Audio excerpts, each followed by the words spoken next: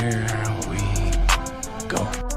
Cut the fix up, ayy. With some Xbox babies, put the switch up, ayy. See me gearing up for war, don't get it mixed up. I come in peace, kid. I'm bringing commentary and the new releases. I put them hours in to get prepared now. We play on expert level, don't get scared now. I'ma destroy you when I'm forced, I can tear it down. If you ain't tuned into the channel, keep your head down.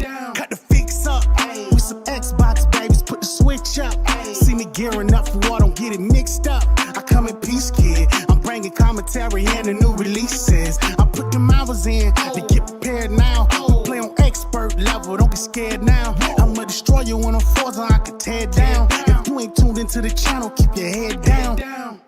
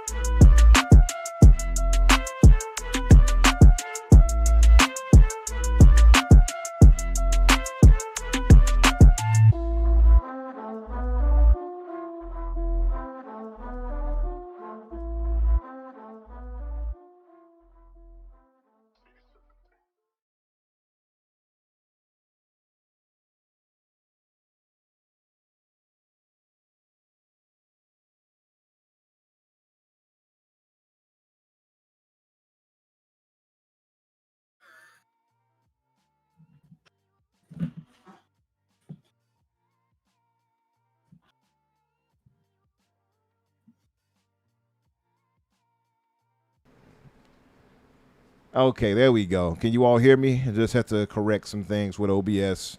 It had an update, so it turned off the mic again, as it typically does. What's up, everyone? Thank you all for jumping in and checking us out tonight. We got a lot to be excited for tonight, a lot to discuss, a lot of gloating to be done, a lot of a celebration. Man, we're going to get right to it. We're going to try to keep this short, if not to like within 2 hours. Danny is not feeling the greatest today. No. And yeah, we're going to keep it kind of short. We had some great news, obviously, today with a lot of information. It seems like a constant stream of information coming from Xbox, doesn't it? It's crazy. So this week was a good week, a really good week. Yeah, man, it was a really good show. Really good show. So we got a lot of good news coming from Xbox. We are Xbox. New logo popping up that they may stick with, because it seems to have, fans seem to have taken to it. I mean, we have the idea of the return of exclusivity. That's being floated around. We got new Game Pass tiers being floated around, kind of an a la carte situation. We already had some news from Tom Warren, who posted about it just recently, that leaked, apparently, one of the tiers. Also, we have a few other things that happened today. We had the ID at Xbox showcase. I didn't even get a chance to watch it, unfortunately. Oh, yeah. I only got to watch a little bit of it. I saw a lot of the games that were in it, but I didn't get to watch the whole thing. We could, I could let it play as we discuss some things. I could do that. Which I might do. How about that? I'll let it play. I would turn the music off. Oh, absolutely. They'll definitely get us. Do that. And, of course, we had the beautiful-looking AC Black Flag Resynced, which is my favorite game in the series, Black Flag, and it looks magnificent in the Anvil engine. Super excited for that. I'm actually excited for Aphelion as well, Mig. Yeah. Yeah, that looks pretty good. There was that one cutscene that people have been putting up next to like old and new, where they just like completely took a storm out of it. Like apparently it's a cutscene from right after you escape a storm or something. I don't remember that game very well. And in the like new version, it's just like blue skies, everything's perfect. But in the old version, it's like in the distance and everyone's all still like soaking wet and kind of looks like shit because they just came through a huge fight. And in this one, everyone's like bright eyed, bushy tail, dry as hell. And it's like, oh, okay. Yeah, man. Listen, but so we can get this show on the road, let's get to housekeeping. Start with you, Daddy. Daniel J. McG. How are you holding up, brother? How are you? I know, well, I kind of know how you're feeling, but tell the good folks what you've been up to and how you've been suffering. Yeah. So today is day 2 of what my doctor is currently screening to see if is salmonella. Oh, God. So But just minimally, just real bad food poisoning. Thanks, Chick-fil-A. Really appreciate you on that one. Have That not sucks. been able to like keep down any kind of solid meal in roughly 48 hours. It started literally at like 1 a.m. I guess not last, 2 nights ago. And has just been real bad, just real bad the whole time since. So that's been, frankly, the biggest part of my week. Haven't really been playing too many games. I did get a chance to sit down and watch the first like 3 episodes of the new season of Taskmaster. I don't know if anyone cares about that. It's just like a British like light comedy show where comedians come on and they are given like just really stupid tasks, and presumably if they do it well they'd earn points, but most of the time they just kind of screw around and try and have fun with it, which is more interesting as a TV show, I believe. When I heard the name, when you said Taskmaster, I'm like, what? Like Marvel? And then I'm thinking like Marvel. Yeah. No, way way more interesting than him, unfortunately. But the new season has probably the biggest star in it, at least for a Western audience, in that Kumail Nanjiani's on this season for some reason. And he's really funny. I've only ever seen him in like a handful of movies that were not specifically comedies, like The Eternals, which was ass. I was gonna say Camille is the one that was in Eternals. He got like real buff for the role and all that, right? Yeah. I'm gonna be honest with you all. I don't like that dude. He does not do it for me. I don't know if he's a very good actor. What I do know is he seems really nice and he's really funny on Taskmaster, and that's really all I need. He does seem like a nice guy in general, but like the whole comic part, like where he's supposed to, like the funny, he's funny. I've never thought he was that funny, but that's just It's fair. just my thoughts. But yeah. But no, that's pretty much been my week. Is just watching most of TV shows in between either falling asleep or throwing up, and then scrolling occasionally through social media and being like, what did Asha do now? Oh my god. So yeah, man. How you do? It feels like it's been a constant stream of that. Like, what's going on now? Oh, Xbox just dropped a nuke. But yeah, They gave us what? With pretty much. Say what? Oh yeah, Danny, make sure you share out the thumbnail for tonight. Oh yeah, sorry, my bad. You all good. And of course, let's go to my good brother Crusader, who has a lot of gloating to do tonight, y'all. So y'all bear with him. Right, I was right. Oh my gosh, I was right. But yeah, no. So I've had a good week. I am I'm not as bad as Danny, but I am horribly sunburned. My former alma mater high school does a charity event every year where the president walks 100 miles in 72 hours to raise money for the capital campaign for the school to do upgrades to the building and technology and things like that. And I love my former high school, so I go back every year to participate in this, and I walked 27 miles myself during it. In between Friday night and Saturday afternoon, I walked 27 miles, and I'm horribly sunburned on my neck and arms. So I'm also have not been feeling great this week from that. But I got a lot of gaming in this week. I played the entire Modern Warfare reboot franchise. Oh wow! It's not good. Well, like 1 and 2 are okay games, and if they had been original characters with like totally different names and not tried to reboot the original story of Modern Warfare and change everything, I would probably like them more. But they're not that, and they like do a lot of these characters real dirty. Modern Warfare 3 is an awful video game. It is tied for my least favorite Call of Duty of all time, which is Ghosts. So I hated Ghosts. Ghosts was the last Call of Duty game I purchased day one. The only other Call of Duty game I have purchased after that was Black Ops 3, which I bought last year to play zombies with one of my friends. So, yeah. But I Yeah. played all those, and I started Mouse PI for Hire. Nice, nice. I saw, by the way, there was a This is mod. great. I That heard- game is awesome. I saw there was a mod to put in blood, like actual red blood for Mouse PI. Yeah, but it's a black and white game. It doesn't, no.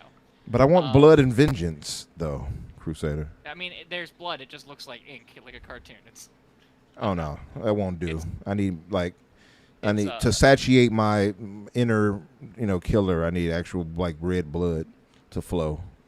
but that game is awesome. I really, really, really want to smack the IGN reporter who was like, "There's too many cheese jokes. Everything is a cheese joke," because it's a slapstick parody Disney noir boomer shooter. Like, what are you expecting? Of course, it's all dumb, like fourth wall breaking jokes and Rubber cheese 'cause hose they're nice style. and everything. Like what are you I think you went into it expecting something different, and it makes me really frustrated. I don't care about his score at all. It's the sheer comment that makes me. It's bad as they're saying it's worse actually in my opinion than saying too much. Too much water. in the remake of the Gen 3 Pokemon games. Yeah, that was pretty dumb, and they got mocked for it appropriately, by the way, because even I think somebody else got in on it. It was a company. Who was that got in on it, and even made fun of them for the whole too much cheese thing? It was the company that themselves made the game. No, it was a restaurant. It was like a restaurant that did it. I forgot. Oh, I don't know.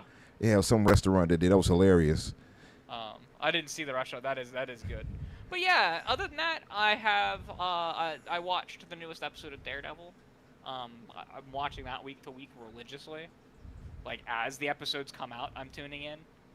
That show is awesome. I don't know, Danny, did you watch this week's episode? I did not. Or you? No. Yeah, okay. Because you're just that would be about when death started for you.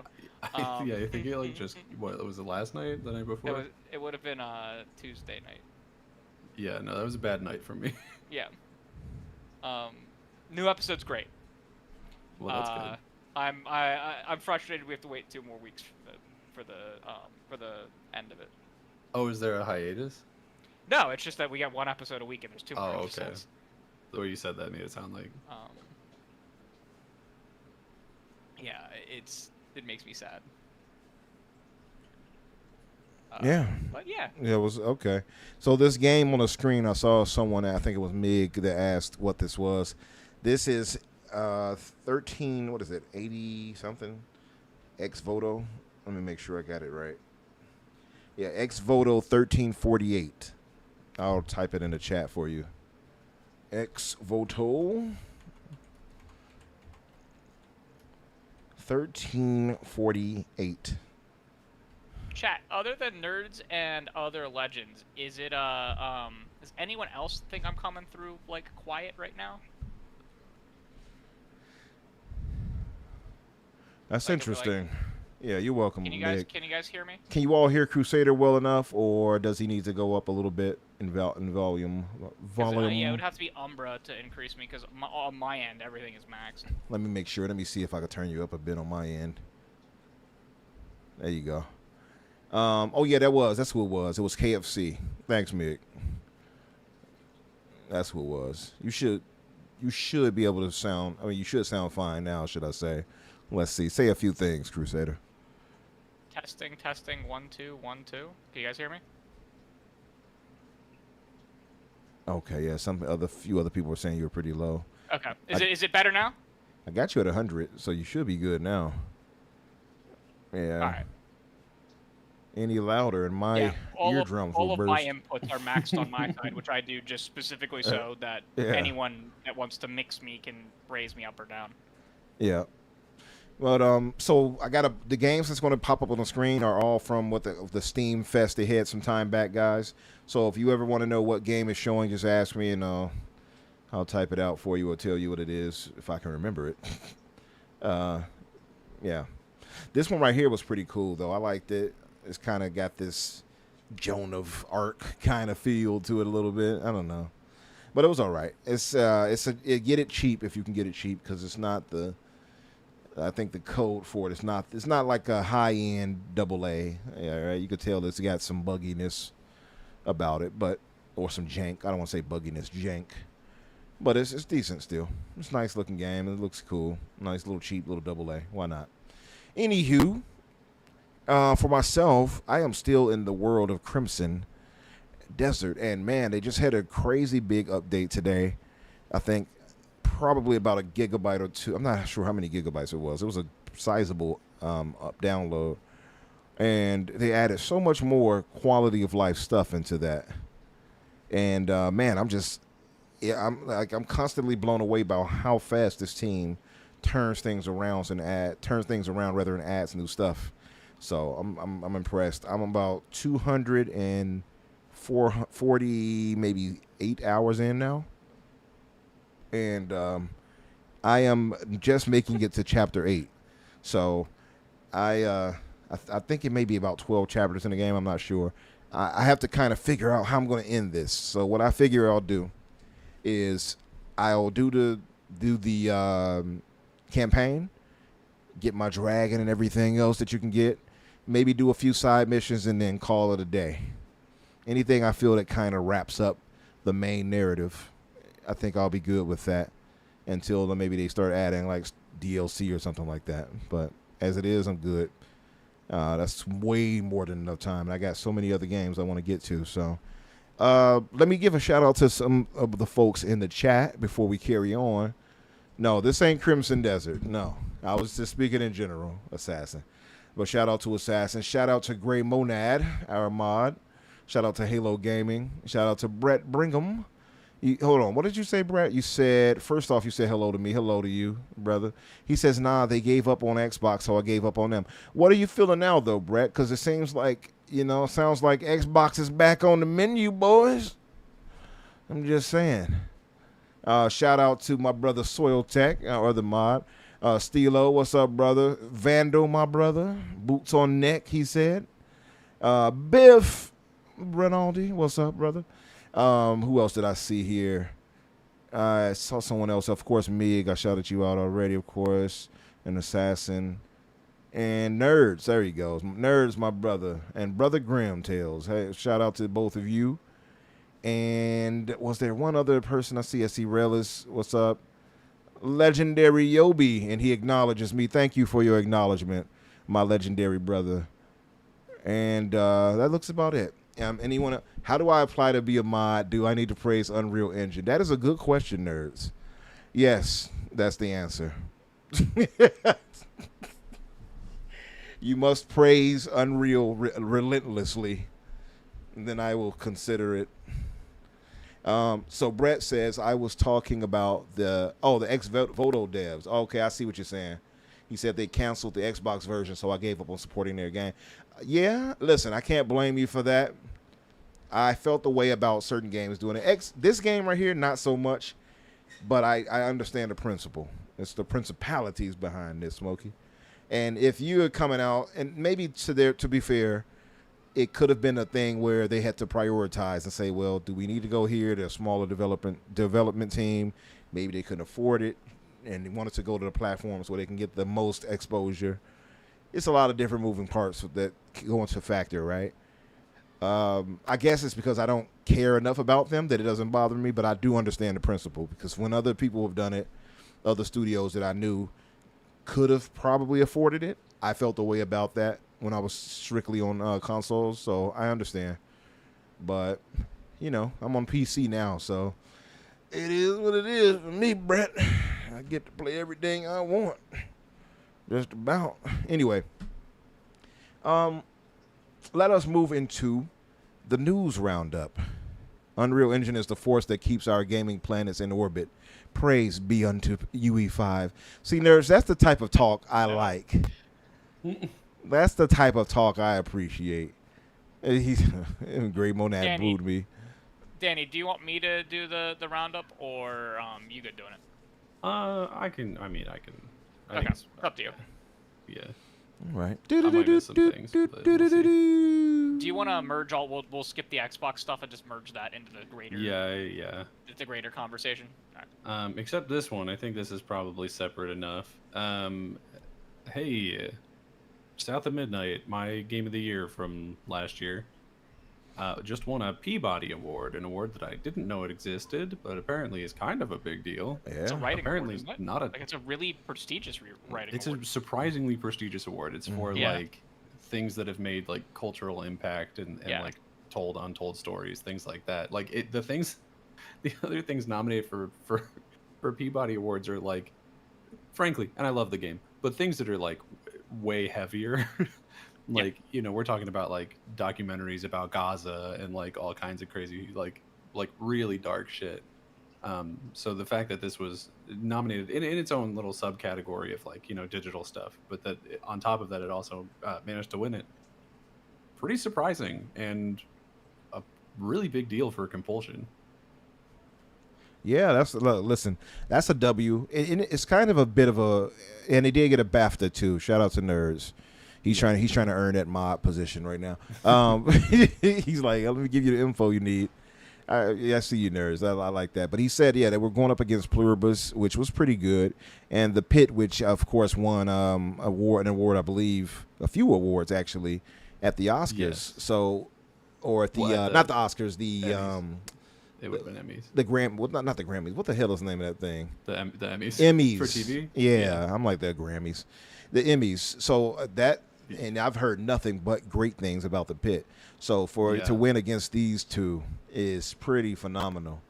And of course, the creator of Pluribus is, you know, also the creator of Breaking Bad, which is my all-time favorite TV show. So yeah, I mean, it's stiff competition, and for it to win, it feels like kind of like vindication, right? Because I don't think South of Midnight got its due. I don't think it got its due like love, honestly. No, yeah, the review scores were, in my opinion, surprisingly middling. I understand some of the complaints. Like, I don't think the gameplay was necessarily like revolutionary or anything super, you know, stand out. But I thought every other aspect of that game was so much better that, for me personally, I felt like it really elevated the rest of it. But I guess a lot of reviewers did not agree with me. So yeah, it is what it is.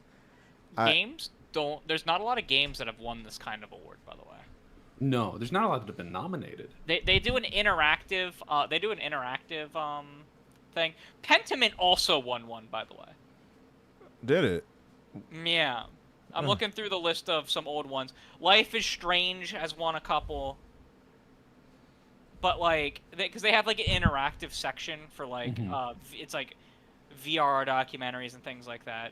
But, like, it's almost always some kind of, like, documentary that wins in this category. I could see Life is Strange getting it, but I can definitely see Pentiment getting it, because Pentiment, of course, is this small little passion project, but it actually was pretty well written in terms of like little narrative. I actually really enjoyed it in that sense. It's not a gaming as game, but if you like narrative driven, you know, story, like really solid narratives and stuff like that and character work, I think you'll enjoy it. Somebody says something. Oh, what's up, Zach? What's up? That's our brother Buzz. What's up, Buzz? No, and I did not say I like no damn nannies, Gray. I don't know. You heard you hearing things.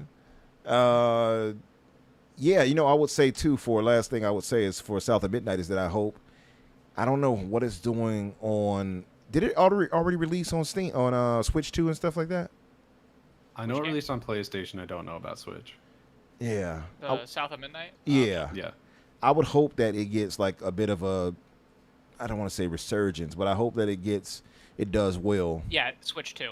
Okay. So it launched on Switch 2 and PS5 on the 31st of March. Okay, cool. Yeah, I hope it gets like a second charge, if you will, because that game like absolutely deserved more love than it got, in my opinion. I think the media was more harsh on it than it deserved. Not that they were harsh, but I think they're more charitable to other games where they were not in this case. I still have to play it. Somebody said F me in the server. What is that? What happened? I don't know. Somebody said F me in the server. Okay. What did you do? I don't know. I think I celebrated Xbox too much. That Song don't- that- Xbox I was mean, winning. I don't know. If John Shouldn't is in the have did server, that makes sense. Right. Nerd said he's loving Keon. He's not. I'm in full bot mode. By the way, it's made possible by the glorious yeah. UE5. I wanted to try that, but My man. didn't have a second yet. He made sure to point out that it's made in the glorious UE5. See, nerds, He's really trying to get that mod. you know what you're doing, nerds. A few more of those, and I got you. Just a few more. What else do we have in the news, Danny? This is one that I feel like kind of got passed over in the normal news cycle, but former head of Sony Worldwide Studios, Shuhei Yoshida, was apparently fired from PlayStation Studios for the listed reason by him of not listening to Jim Ryan. And note, he's saying that he was fired from his position as the head of studios. That was when he got shifted over to, basically was told he's going to indies. Right. So it was more like you're losing that title, Right. rather than an actual firing. Oh, so wait. So he didn't mean he was actually like being fired. He was just saying He was kicked out of his job and shifted into another. But he was said the being- words fired. So he's being a He little was being dramatic. Banished. Yeah. Well, yes and no. I mean, it was very clearly a step. Like it was like in Office Space where you move that guy into the basement because he doesn't know he hasn't been getting paid. It was one of those situations. I see. It's like putting a detective on permanent desk duty. Give me in your like every cop badge. show. Give me your gun. Yeah. Right. I see. I Basically. mean, for a legendary, figure in gaming for Sony, especially with Shuhei, it seems kind of slap to the face to have Jim Ryan come in there and do that. I can understand if he felt the way. Yeah, well, and look at what a great job Jim Ryan did with his tenure. Exactly. So, I feel Exactly. like anybody who wasn't listening to him might have actually had the right idea. So true. I was joking with Gene Park about this today, but like Microsoft should really just hire Shuhei Yoshida and Fuck it. put Tim Schafer right underneath him and create the like Xbox AA and like indie initiative, Oh, I like that. and have him do like an internal publishing of like small, weird, strange experimental games that are funded by Xbox. Because that's like the perfect blend of like what Shuhei Yoshida's jobs were at PlayStation, being in charge of the indies and also like being in charge of more like weird, strange games got developed at PlayStation under Shuhei Yoshida than like anyone else. You know what I mean? Like stuff like Gravity Rush and That would be stuff like great. that. And I agree. I remember when he actually retired Like- from Sony or whatever, people did float the idea. I saw a few people saying, oh, Microsoft should get him. Same thing happened with a few other people. One other, who I would say too, who, aside from Shuhei, I think has a better resume actually than him, who I would love for Microsoft to have gone after. And actually, I believe, what's his name? David Jaffe. David Jaffe even said, Microsoft, go after this person. I'm telling you. Sean Layden was also floated, but I don't trust Sean Layden. Although Sean did do his thing. We got to give him his credit. I think if Sean put into a position, I think he actually would excel. Amy Hennig. Amy Hennig has a great resume. She's in charge of her own thing now. Yeah, but Yeah, I I mean, don't know that's what's going somebody on. who I would have loved to have had and She have a has- hand in Xbox gaming. I think she would mold them in a lot of the great direction. She's Yeah, in but charge of two she, projects right now. Yeah. She must have like built her house on a burial ground or something though, because that lady cursed as hell. I mean, something's Wait. up. Yeah. Are we talking about the same one? Who, Amy? Amy Hennig, Amy the Hennig? one who used to work at Naughty Dog and then didn't get credit really for Yeah. being like one of the main Oh, people yeah, behind okay. the first Last of Yeah. Us. 'Cause Yep. She got pushed out by Neil Druckmann allegedly. Yeah, Amy Hennig is. Well, you said that. Hold on. What was She's now going the on head with of her lately? Skydance, right? Do what? What happened to her lately? What was going on? Did you say She- about she- that? She's the head of Skydance Media, the gaming portion of Skydance, under Paramount. They're the people that are making the Captain America Black Panther game as well as a Star Wars Oh, game. that's right. That is, Like she's in charge that's of that. right, So like, I she don't sure see is. her. I don't see her leaving that gig. You're right. That is. Because like That is she what is she's doing. directly, fully in charge of. Like they hired her to create a gaming division Mhm. under Skydance Yeah, that's true. That before is they true. were purchased. Yeah, they're making the Hydra the Marvel 1943. 1943 Hydra game. Yeah. And they're making an untitled Star Wars game that we're pretty sure is a resurrection of the game that was being made at Visceral before Visceral was closed under EA. Mm-hmm. It Yeah. was Project Ragtag, I believe is what it was called. Oh, not 1313. Not 1313. We're never getting 1313. The No other one one. should ever believe 1313 is coming back. That's That game unfortunate. is dead, which is really unfortunate because it would have been cool. Yeah. But like 1313 is dead. Yeah. Nerd said the rumors that she was responsible for the writing of The Last of Us, but was uncredited and pushed out. I heard that too. I heard that her and what's his name, they clashed. Druckmann, yeah. I could believe that. Yeah. But she is, the creator of Nathan Drake, Raziel from what you call it? Legacy of Kain. That. Thank you. I could not get the name out. And a few other people, and like she has, Writers Guild Award. She has BAFTAs. She's got a lot of like a claim to her name, right? I'm not even trying to rhyme. See, I always mix her up with the Assassin's Creed lady that like Jade Raymond. I always mix her up with Jade. Yeah, Raymond. Jade is kind of also a cursed person. I would say Jade is like, much more cursed than she is. Also, Yeah, I would say also Jade is. accursed. I would also say Jade is much more celebrated than she probably should be. I don't. Well, she works for PlayStation, so Yeah. but it's harder to sort of quantify Jade Raymond's. I'm sure she's great, but it's harder to quantify what she did because she was always in more of a like production, running the business role instead of Amy Hennig, who her most famous stuff is from writing. Yeah. But I'm sure she's great too. Yeah, for sure. She mix just those two up. That's why I was confused when you said cursed. I'm like, am I thinking of the right person? If I'm talking about cursed, it'd have to be Jade. Yeah, Jade is. Her just leaving out. Oh no, I would say. Leaving, Jade probably too, but Amy Hennig is definitely cursed. Since she left Naughty Dog, I think she's had like 4 or 5 different games canceled. Yeah, she was at Has EA, and she had Sheesh. Project Ragtag canceled at EA. Oh wow. That was a big one. Well, she's got it going back now, though. You said, right? So. They have a Star Wars game. We think it's loosely based off of the original concept they had for Ragtag. But they literally haven't announced anything about that because the Marvel game is coming first. So Nerd said that she should take over Halo. I don't know if I would be against it. Yeah, Kiki Wolfkill did leave after 28 years. Shout out to I don't think we were even going to speak of that, but shout out to Kiki Wolfkill for her tenure. Great name, not a very good leadership person. I agree. I agree. Fantastic name, and she was good at some of the transmedia, like managing the books and shows and stuff for a time. She just kind of like ruined it with the Paramount show. But yeah, Jade, by the way, she left the studio that was behind the upcoming Fair Games, which not trying to be mean or negative, but I feel like this game is going to be dead on arrival.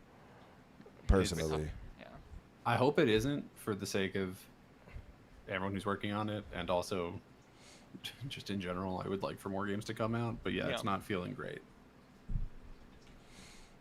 Yeah, unfortunately. But what else do we have, Danny? Honestly, not a ton. I have that Troy Baker is looking to start a studio. I did apparently. see that. Now, this is sort of he did outright say it, but it's like it's in such early stages, it seems like, and he was very specifically like, "Oh, I'm going to take my time. Like, I don't want to rush." Blah blah blah blah. So I wouldn't expect anything to come out of this for a very long time, if ever. But it is interesting. He had an interview for whatever reason over at Kinda Funny. And I don't even think this was like the topic. I didn't watch the whole interview. I don't think this was the main topic of it. It just like came up. And Greg was like, "Oh yeah." Yeah, like he's like, "Oh, we just got a story out of this that's gonna put us in the news." Yeah. So shout out to J Mac. What's up, brother? Great beards in the building. A few people playing Marathon, by the way, Mig. I'm not sure how many, but not a ton, but I saw a few people posting things about it. What was I going to say? What was it you just talked about? I want to try to see if I can get my mind back on track. What was the last one you just mentioned? that he just mentioned, Crusader? You remember? What, the story? Yeah, the last topic he that, mentioned. Troy Baker Troy starting Baker. a Thank you. studio. So Troy Baker, legendary voice actor, does his thing. I saw IGN get a community note by saying that he was gonna leave voice acting and stick to that now, more or less. That he's gonna move to doing that and stop voice acting, and they got a community note. So he's not stopping that. He's still going to do his voice acting, continue his voice acting career, and try to start the studio up. And I saw some other people were saying like, oh, he's the first to do this, blah blah blah, and he's not even the first to do that, by the way, because we had our brother Abubakar. What is it, Salim Abubakar, who voiced Bayek in Assassin's Creed, as well as had his own studio to come out to make his video game, the Metroidvania. I cannot think of the name of it right now, but the Metroidvania based off his father, I believe. Zhao. Yeah, something remember Zhao. I cannot remember It's the name got of a it. strange name. It was the EA original game. I know what you're talking about. Right. So, yeah, but shout out to both of them. Tales of Kanzara, that's it. Tales of Kanzara Zhao. That's it. Yeah, I remember the ZAU. Yep. Thank you, Buzz. What's this wide? Why did you put wide, Buzz? I don't know what that means. But, yeah. Anywho, Danny had to step away for a moment. Was there anything else that we are missing as far as any... I have one big one that I want to talk about that's personal to me. Okay. We got some confirmation from the writer of the Mass Effect show from Amazon that is shutting down the rumors that it was being rewritten for non-gaming audiences. Has no idea where that came from. It's never been said to him, and he's the lead writer of the damn thing. So, happy about that. We also got some confirmation from the creative director behind the next Mass Effect game that the Mass Effect show takes place after the original trilogy. It is not going to focus on the characters from the trilogy itself. It is going to be its own story set within the universe, and it's post Mass Effect 3. Nice. Yeah. I'm really excited about both of those things. Both of those things are essentially exactly what I wanted from the Mass Effect show, because I want it to be canon. I don't want them to like make choices that the players would have made in the original series, because people will get upset. The only other choice I saw that they could do is that they could have done it like a prequel, but I'm happy that we're gonna get, basically it's gonna be a setup for the next game. That's great. That's crazy. That's good. Yeah, it's really, really good news because I was like, oh my god, we're so done when I heard Amazon was rewriting stuff for non-gaming audiences. Because I'm like, Mass Effect is like the most non-gamer story game of all time. It's quite literally just like Star Trek and Star Wars had a baby. Star Wars and Star Trek in space. No, yeah, I saw that, and I saw him come out and quell that rumor released. Yeah. So that is good. That's positive. That's good news. What did we think about Black Flag?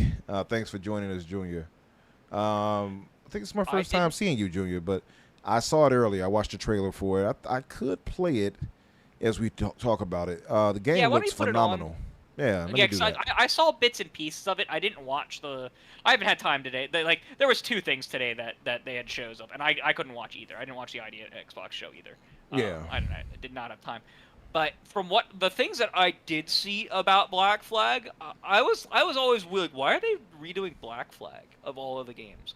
Like, it's popular, but it's not the most popular of the games. That would be like pick an Ezio game. It's one of the most beloved, though. It's one of the most beloved, but like it's not at the top. Like I would think they'd remake 2 or Brotherhood before Black Flag, or like 1, because 1 doesn't like play like it.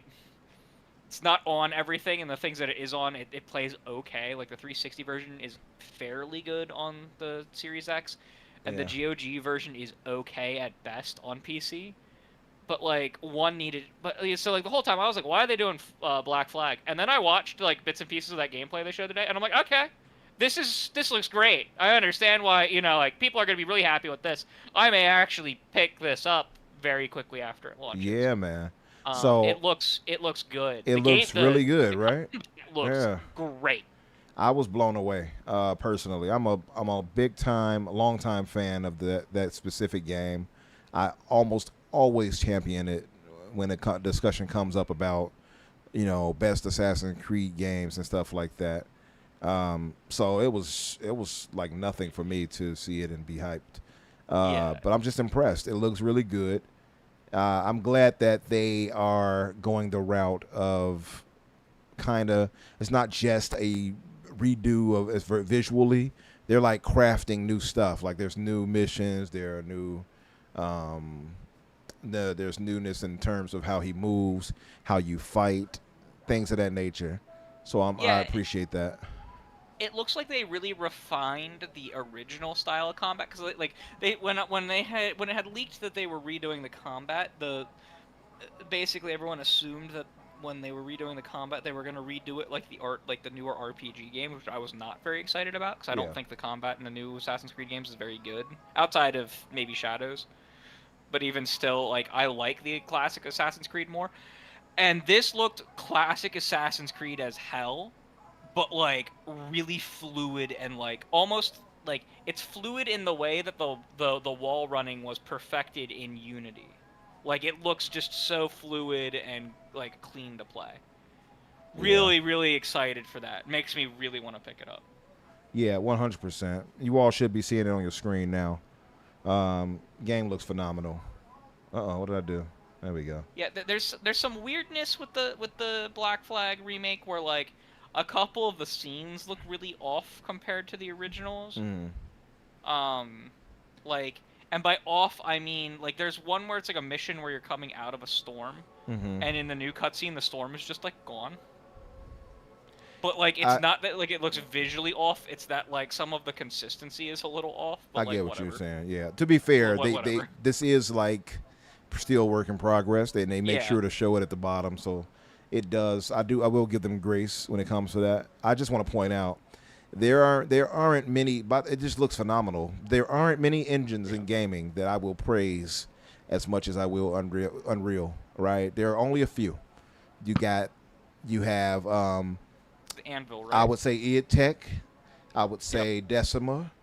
I would say Black Space, which is doing DokeV, and obviously Crimson Desert, which is probably my game of the year. Crazy enough to say, despite its flaws.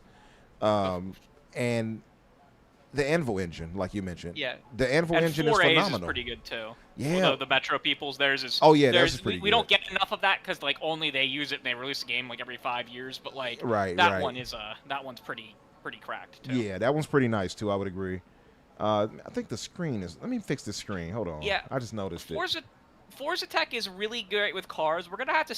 I don't want to say that Forza Tech is an incredible engine for everything, until I actually have Fable in my hands and can actually see how it feels to play. Looks good, but I wanna play it before I give Forza Tech the quite the same thing. I'm kind of in the same boat. RE Engine's another one too. RE Engine is great too. I will agree with you. I think for Forza Tech, I'm kind of on a whole pattern with them, right? Because we don't know how it will work in open world or semi-open world situation and such. So I'm in the same boat. I fixed the display, by the way. There we go. Genuinely, and like this is not. I mean, Forza Tech could have the same problem in open world games that Unreal faces, where like it doesn't translate exceptionally well to the open world with like how it handles its rendering engine. We're gonna need to see that. Yeah. Because like Unreal Engine works absolutely best in games like the Dead Space remake. It's incredible. In games that are designed like that. So like the best example of a modern one is Chronos: The New Dawn. That game had really every benefit of what looks great in Unreal, and it had none of the stutter, none whatsoever, because they're confined levels. So, Snowdrop, as the chat mentioned, I agree. Snowdrop is actually great too.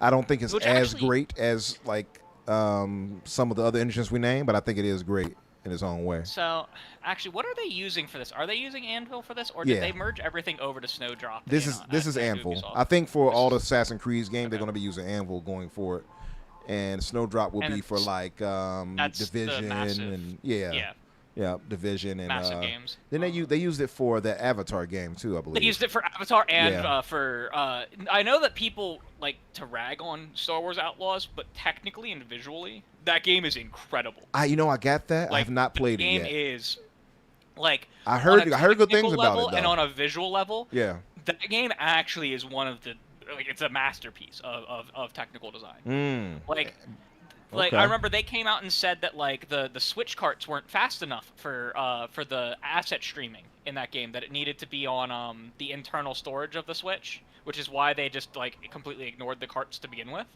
Like they didn't even look at the price of them.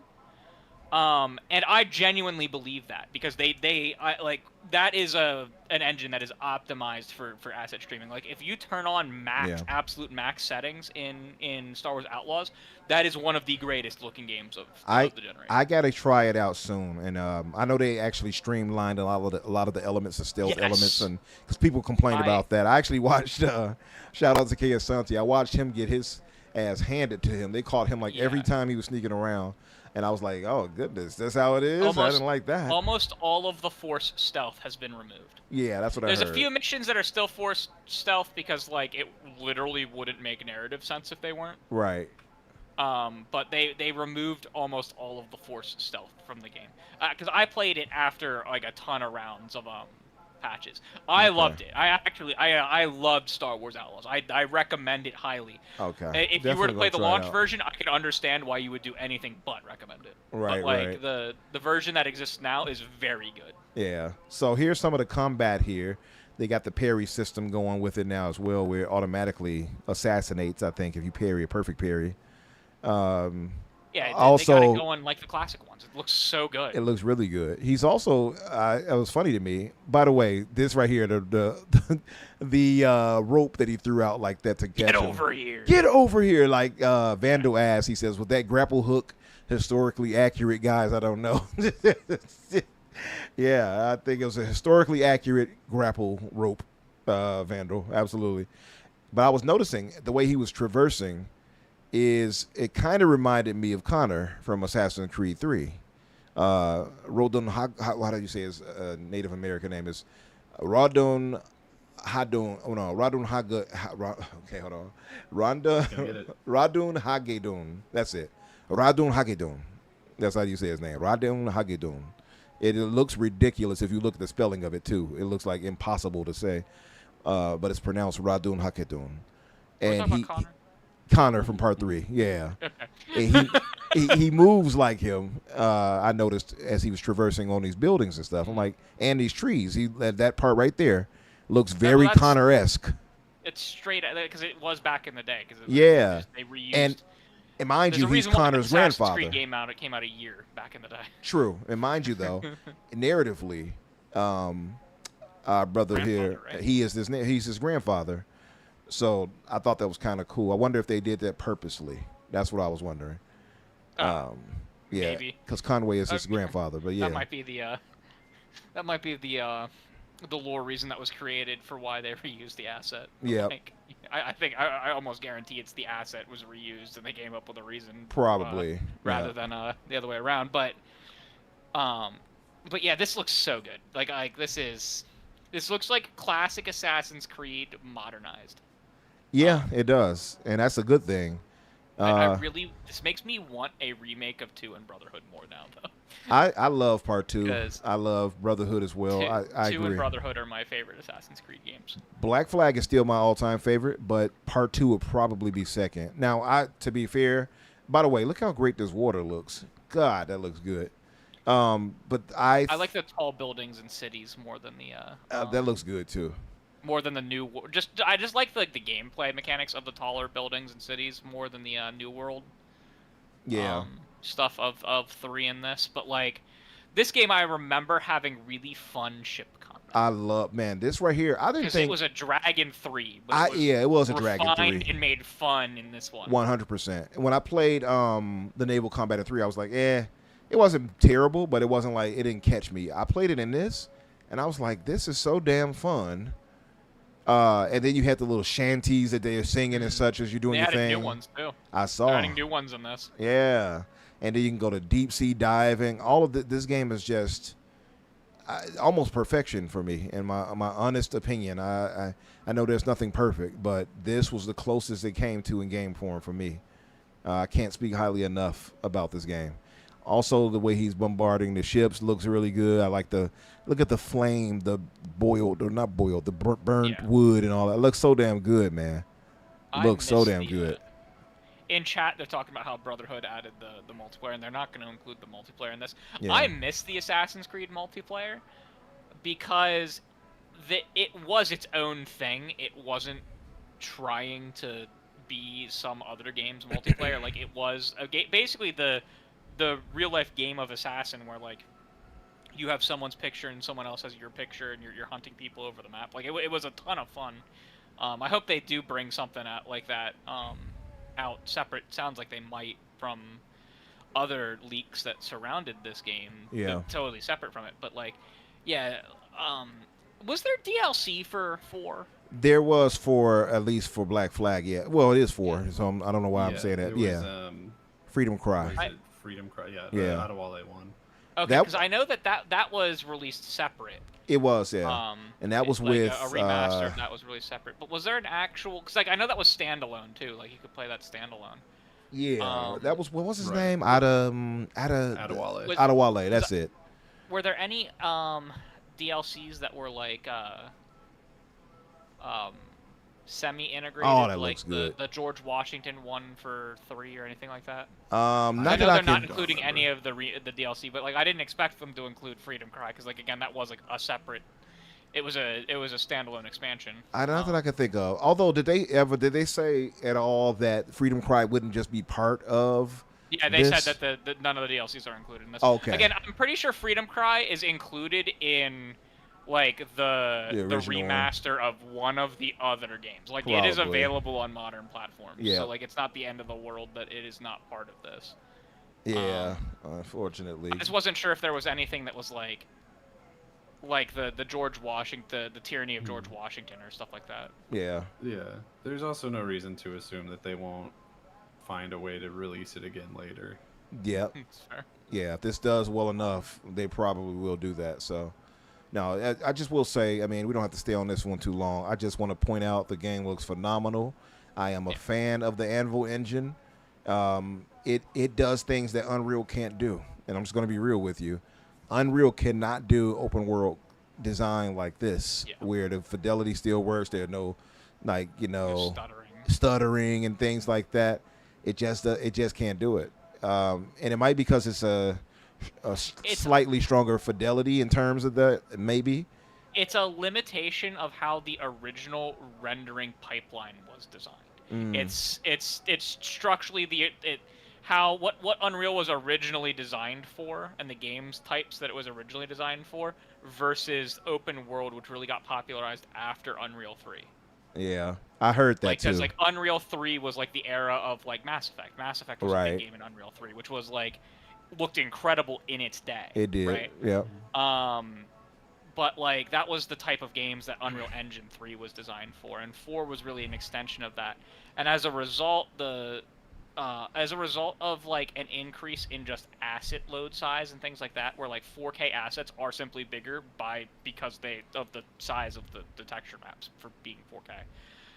And as a result, things that were like limitations that were just kind of built into the engine that weren't visible because of just smaller assets, like physical size, now are rearing their ugly head because that pipeline has not been reworked for so long.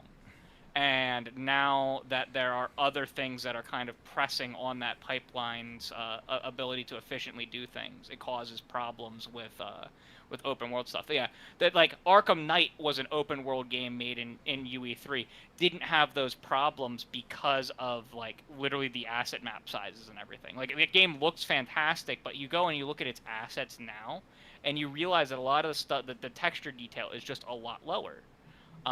If you increase all the textures in that, you'll even see those problems in UE3 and UE4 games if you kind of updated them to today's standards of asset types. Yeah. So from the understanding of beside what you said there, beside the pipelining and everything like that, the shader compilations is like that's what causes the problem. The Yeah. shader compilation is part of the pipeline. That's what causes the huge problems. Yeah, that's what but when Kay it's was trying to explaining to compile me. the shaders, Right. it runs into huge problems Yeah. because of it just hasn't. They haven't reworked that in like 2 generations of the engine, which is a problem, and it's a problem that UE6 should solve. Like pretty heavily. They're doing some good work at solving it in the later versions of 5 even. So they were there. It's just not gone. anyone want to read Nerd's last What do you say? post before I mod him up? I already said it. That's so funny. But He again, says that's why there are nonsense. some Unreal Engine games that just work really well. There are really, some. really well. And the thing about because yeah, they do good work to they get like around as those Kay put it to me, Crusader. He put it as Unreal is the Borg, right? And because it's taking the work of so many other developers and putting them together to, from the assets they've created to continue on and so on and so forth.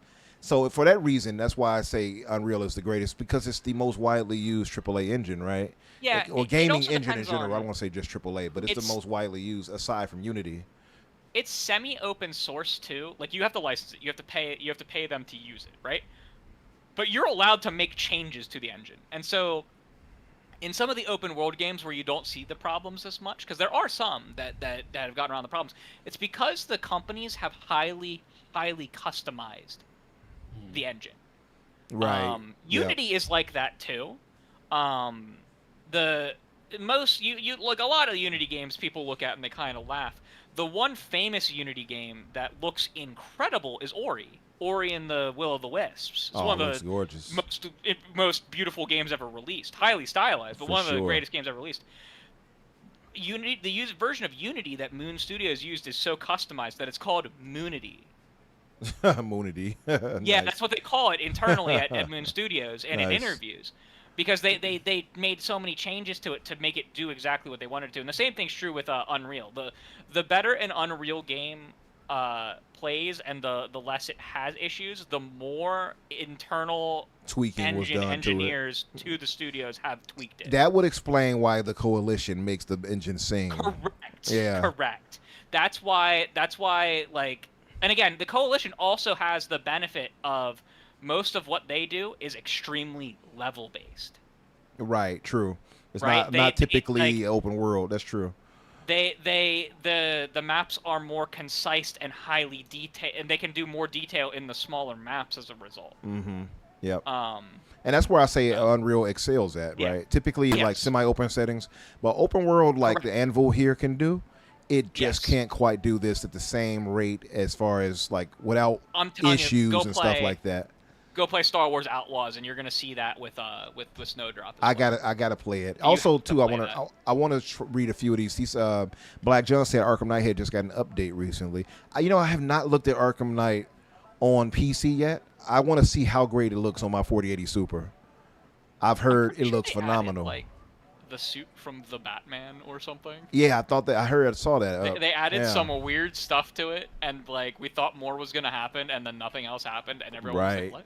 What if they do? It'd be cool if they did like absolute Batman and make him gigantic in the game as well. Let me read a few of these. Where was it? Oh, okay. Let me read Nerds. This was his christening before he was modded up. He said, "Nonsense. Unreal can do it. UE5 is such a powerful sword, but the problem is the mortals who lack the proper strength to wield its might." Yes, Nerds gets it. You see, Chad, be more like Nerds. I need y'all to praise Unreal to give it its propers, as they would say. He says resistance is futile. Absolutely. You will be accepted into the Borg. Absolutely. Yeah, but I can't sing the praises of this remake enough. It looks phenomenal. The Anvil engine is top notch. I'm excited, man. This comes out July 9th of this year, and I'm buying it day one, definitely. So I don't know if I'll be playing this day one, because it's very likely that the CE remake is going to come out around the same time, and I'm definitely playing that in co-op with my friends before I play this. oh, makes sense. Like, Makes sense. 100%. Speaking But, of CE, I got a question of that when we get to the main topic, of course. Sure. Halo Gaming mentioned something too. He said, "I hope that the partnership with CD Projekt Red fixes it." Maybe, like they could. It could. Yeah. Because, like, again, they have, like, the other thing with CD Projekt Red is I would not be concerned about them having the the typical open world Unreal problems in the next Witcher game, even though it is open world. Yeah. And I say that because they have internal engine techs. Like, they had their own Right. engine for a long time. They didn't, from everything I've seen, they haven't laid those people off. Now, some of them may have found new jobs at this point. But I guarantee some of those people are still within the studio, and their role has almost certainly shifted into retuning and creating customized internal tools for Unreal yeah. Engine that emulate some of the stuff that they had for the Red Engine. Guaranteed. I think that makes a ton of case. sense. I think you're I right. would not worry. Yeah. I would not worry about because just like I guarantee that the CD Projekt Red is going to be just like the Coalition and Ninja Theory, where stuff that they do to the engine may even end up being implemented into the engine. Because a lot of times with stuff that Ninja Theory and the Coalition do in cooperation with Epic, ends up back in the core engine that like all devs eventually get access to. Because they act in partnership with Unreal Engine for things. Yep. Makes a ton of sense. I see the work with the Coalition and CD Projekt Red being the two major studios that could possibly help fix these issues. And I know that Epic has addressed it before, I think as early as, well, they've addressed it multiple times, but I think last year was a major for a while talk about it. They were blaming people, and everyone in the industry, including their partners, was like, no, there's shit you need to fix in here. Shut up. They sounded like me, because I always said it's a developer issue. Yeah. They were like, no, there's core problems with some of the structure that needs changed in here. They're like, technically we as developers can fix it, but we shouldn't have to. Yeah. There's a lot of the pipeline stuff which ends in the core issue of the shader compilation.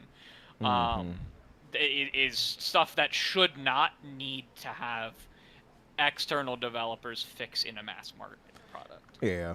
Listen, that aside, excited for this game. Xbox?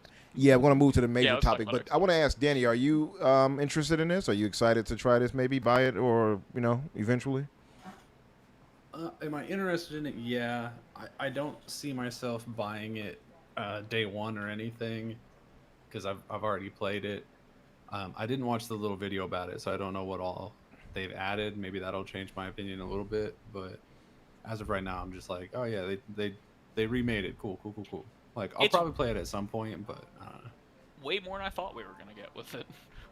Yeah. Fair. If you get a chance, check out the little, I guess, overview that they put out for it. Looks really good. They got a lot of changes as far as the combat. They got more shanties. They got different mission structure. Obviously, it's visually beautiful. So they've corrected a lot of that. If I had a nickel for every time in April that a company released a shockingly good remake of a game that I enjoyed from like 10 years ago, in the past 2 years, I'd have 2 nickels, because this also happened with Obsidian, or with Oblivion. Right. Like, the same thing. Yeah, for sure. Where I was like, oh, this is more than I thought you were going to do. Okay. Yep, absolutely. I love it when they do that. Capcom has been really good at that, too, like with their remakes, so... Yeah, I just expect it with Capcom now, though. Like, it's not a shock. It's like, yeah, this is what I would hope that you were. This is what they do. This is what the expectation you have set now. Yep. They raised the bar, and now that's what we expect from them. Black John, I think you might like this, brother. If you never played Black Flag, get this when it releases later in July, or earlier in July, should I say? So. Beyond this, I want to mention a few things to set up the next topic. So the main topic, obviously, is twofold, and that would be, obviously that we're seeing so much different movement with Microsoft in terms of a lot of these movements, in terms of things that I think fans have kind of clinged to, that makes them believe that Microsoft is righting the ship. Today, we, and I named it, titled the show after this today, We Are Xbox. And I'm going to read some of that. There is talk of Xbox, some type of form of exclusivity. And there are other things that happen. And I guess I want to highlight some of the other things before I get to that. So one of the major things that happened was Call of Duty being removed from Game Pass going forward. And I believe the ones that are, a year, after a year, the previous Call of Duty will be added. A lot of people gave feedback on that. Surprisingly, a lot of people were on my side of it, where they did not care at all that it would be removed because they love the new price adjustments.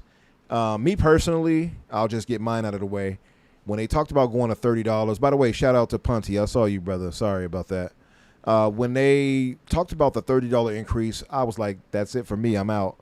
I'm not paying $30 a month for any service. Hell, 20 is a lot. So, and I don't play Call of Duty. I just don't.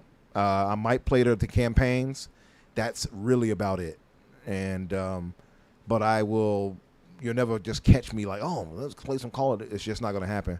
So to me, it was always a waste that I had to pay for that to be in my service anyway. So when they took it out and dropped the pricing, I was like, hell yeah, why not? It's a small nitpick, but I said the only thing they could have done better is dropping it back to its original price before Call of Duty was added, which is, I think it was $3 more off. But but it makes sense. They added other stuff. They added other stuff, exactly. And Fortnite a lot of people have been like, we'll drop Fortnite too. And I'm like, that's harder because they're licensing that externally. Like, right. They can't just pull that. They're paying for. They paid money to thing. They're not gonna pull that and get no value out of that. Definitely. And I mean, also they have EA Plus. They have Ubisoft Plus Classics. EA Plus Classics. So those are cool. I'm not upset with that. Also, too, they dropped the pricing on PC Game Pass. And I'm like, okay. Because I was already thinking, okay, I'll just move to PC Game Pass. And now it's like a certainty that's likely what I'll do. But I wouldn't be upset if I just continued on with Game Pass Ultimate. My subscription ends later this year, I believe, late October, if not November. Do you use the cloud? I do. Okay, so that's why you pay for Ultimate. That's exactly why I did it, yeah. Because I was using it as I was at work at times, and I played a ton of games through cloud, actually. I don't talk about it enough, but like for instance, with going back to CD Projekt Red, with Cyberpunk, I have like 400 hours in Cyberpunk, 400 plus hours. I would say a good 100 of it, a good 100 hours are from cloud for a fact. Yeah, loved it, and I did. Played a ton of it through that, man. So, and that's just one game. I did it with a bunch of other games where I put time into it. Hell, Starfield. I played Starfield a lot through cloud too. Yeah, because I was gonna say, like, PC Game Pass otherwise has literally everything else because I know you don't play Fortnite, so you don't give a shit about Fortnite crew. Exactly, don't give a damn. But I was gonna say, like, it has literally everything else. Yep. And that's now. So I can get, for me, losing cloud is more than reasonable enough for that price drop. So I'll be fine with not having cloud if I move to PC Game Pass. And like Nerds points out, it's a drop of $84 a year. That's excellent, and that's enough for you to just go buy the game outright because it's going to be like $80, right, or $70 or $80 for Call of Duty. And we kind of saw the writing on the wall, right? They talked about how the sales had dropped as far as the numbers they were looking at with Call of Duty. It kind of made sense they would go this way. So, granted, the most recent version of that was probably at least partially because the most recent one was pretty bad. Yeah. Yeah. So they supposedly lost $300 million on Black Ops 6, which was good. I actually if you want a good FPS campaign to play in a video game, that was great. Black Ops 6 is one of the better FPS games I've ever played. That campaign rocks. I gotta try it out sometime. Every mission is like a different kind of structure. Like there's the typical like stealth mission. There's like an open world tackle the objectives in whatever order you want mission. There is a mission that I can only describe as it feels like it was developed by the developers of Prey or from Remedy Games, because it's like a that's the best way to describe it. Like you're tripping balls, and because of a nerve agent, and it feels like you're playing Control or the Prey from Arcane. It's really good. But yeah, they lost 300 million on that one in sales, supposedly. Yeah, that's a loss that they're not going to continue to accept. So I that made sense when we saw that. Gray says $108 drop for him for that. Yeah. So yeah, I forget the Australian dollar redo is a little lower on the totem pole under the American dollar. So I get it, Gray. We're better than you. I'm a little concerned about the precedent of removing a first-party release from Game Pass. So that's what I was headed to with this. Yeah, that's part of what I was going. That's like, I'm like 85% of me is like, great change. I need, in order for Game Pass to be successful, they need to get more people to subscribe to Game Pass, and you're not going to do it at $30. You're just not, right? Yeah. So like, I care because I want more people to subscribe to it, because the more people that subscribe to it, the better the service is for me, because they will license more things in it to continue to get more people. Right. It's a positive feedback loop, right? So that's great. The 15% of me that is concerned is explicitly concerned over, is this the only Call of Duty, or is this the only game they'll do this for? This has to be the only exception. Yeah. There can't be another exception. I think it will be.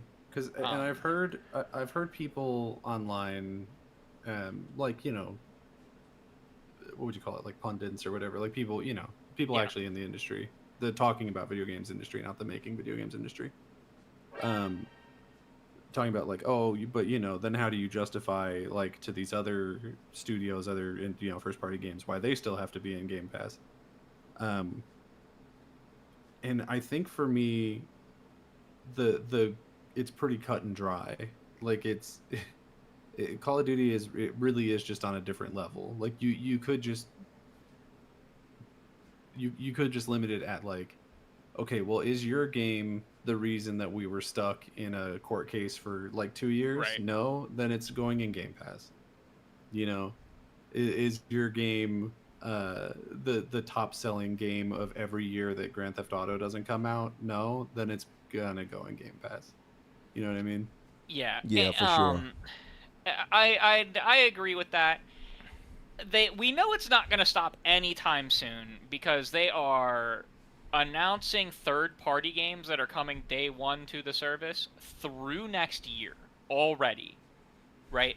We just got The Expanse and another game for next year, which is a W, by the way. Yeah, it's a huge W. But we know that day one titles in the service are not ending anytime soon. Right. They keep announcing stuff. So to your point of that, just to throw it out there, I agree with Danny on this, and we did have a lot of discussion. I can't write it off because it goes back to that fear of, well, it's just 4 games, right? That's what they told us before. Right. So I definitely understand people, and I had some people who pushed back on me when I said it's a W. They were like, yeah, but how do you know it's a W? They might do this with other games. I get that worry. This is what I said on Boom Show the other day. I said, I think this is unique because, one, they have a value they understand that Call of Duty can bring in. They're losing that value by putting it into the service. We all talked about it before, that it would undercut sales. That's obvious. So they noticed it too, right? So they're like, hey, how do we make up for this? Well, we got to take it out of the service. That makes sense to me. And again, I don't play it, so it doesn't bother me, but I can't speak for everyone else, and I know there are tons of Call of Duty fans that don't like this, but there are tons who understand it too. If it's a matter of dropping the price, if it's a matter of, them getting their business needs out of the way while also catering to us still, I'm fine with this move. And I do think it's unique to Call of Duty because there is no other title, and I hate to say it, as much as my beloved Halo is my favorite franchise and IP in gaming, it pales in comparison to what it used to be. It does not carry that same, that je ne sais quoi as it used to, that it doesn't have the pull of a Call of Duty. So putting it into Game Pass won't hurt it as much as Game Pass being put in, Call of Duty being put into Game Pass would. So I would say this: if they violate that, and they say, hey, well, we're going to also remove this. Out. Yeah, and they will freak out. People will freak out, and it's deserved. They would. 100% deserved. Absolutely. But what I said to do is we vote with our wallet. Vote with our wallet, right? Because if they decide to do that, well, we say we're not going to stand for that. And the thing, one good thing I'll say about Microsoft is, especially with them hiring for a new role for the community and such, that she's the initiative, they do listen to us. They do actually value what we're talking about, which is smart. And they make no bones about it. They say that, they want to hear what you think. And if they see mass amounts of people pulling away from Game Pass because of those decisions, they're going to correct it. That one thing I'm certain of. Yeah, and, I see in chat Assassin is saying, Assassin, I see your super chat. I think it'd be more reasonable to respond to that super chat in the next section of this conversation. Yeah. Oh, by the way, let me read Relis's to that point. Before we move forward, because this. You got one. He said, Relis dropped a $2 donation. Thank you, brother. He says, I wish Gears got this quality of remake. He's talking about Assassin's Creed Black Flag. Yeah. I agree. I felt like, I even said that before, I felt like while Gears looked good, it felt half-assed, like it didn't really go all out. So I don't think they pulled it out of the old version of the engine. Yeah. I'm pretty sure they just enhanced it within what they could in UE3. This is the same thing they did the Mass Effect Legendary Edition. Yeah. And I didn't. By the way, I didn't even like that they did that with Mass Effect. I thought that was half-assed. I'm like, why is it not strong? Like, it felt to me, Mass Effect is such a massive gaming beloved franchise. I just wanted them all. I wanted them available all in one place with all of their achievements or with all of their. That was enough for you. I hear you. It's really hard to before that came out. It was really hard to rebuy those games because there was not outside of Steam, there was not a complete edition that had everything in one bundle. So you had to buy all of the DLCs individually on the stores, and there was 50 of them included in the Legendary Edition. There's more. There's an additional one on Xbox 360 that didn't move forward for Pinnacle Station because the code is lost to time. And then there's all of the Mass Effect 3 multiplayer DLCs. Yeah. As far as that part, I agree. I was happy that that there was a easy way to play it on modern systems, and that it cooperated on modern computers and had controller support built in on computer because the originals don't. But yeah, that's besides the point. The Gears is a little disappointing that it. Yeah. I'm whatever though, because I had a lot of fun with the Gears re-release. Play it in co-op with a friend. I play all of the Gears games in co-op with one of my friends. Every time one comes out, we play them in co-op now. Yeah. We've done it since Gears 5.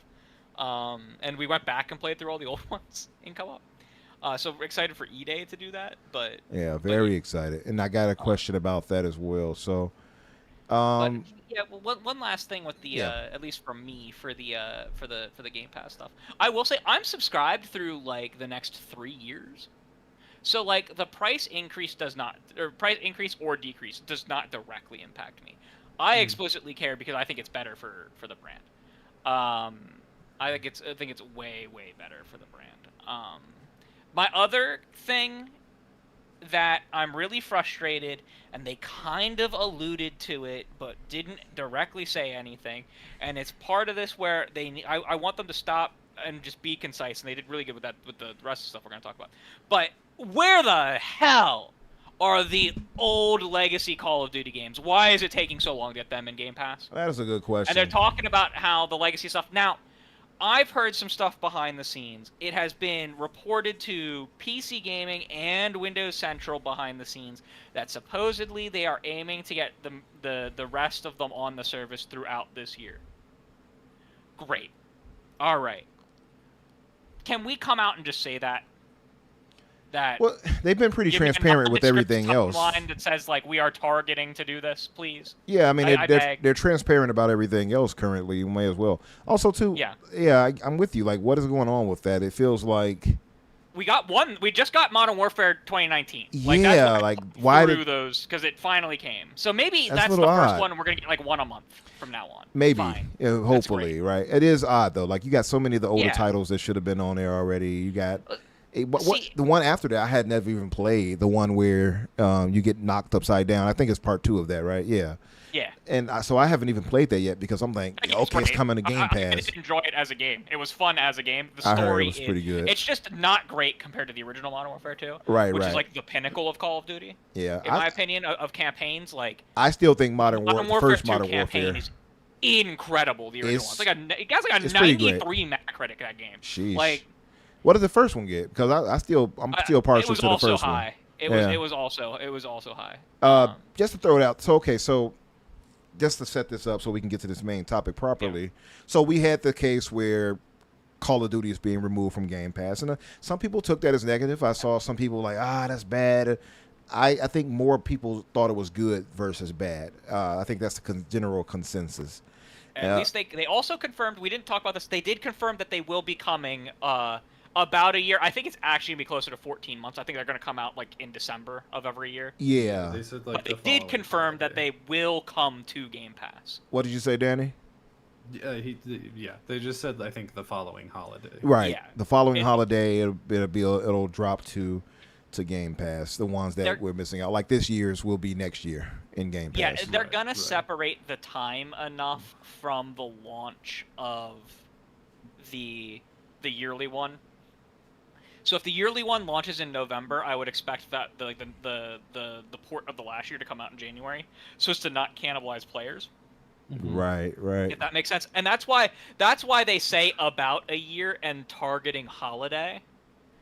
Yeah. Because that's why they're not saying exactly 12 months or something like that, because they don't want to hurt the next year's Call of Duty. Makes by doing sense. that. They're being very careful about that. So I guarantee people are going to freak out about that next year when it inevitably doesn't come 12 months to the day.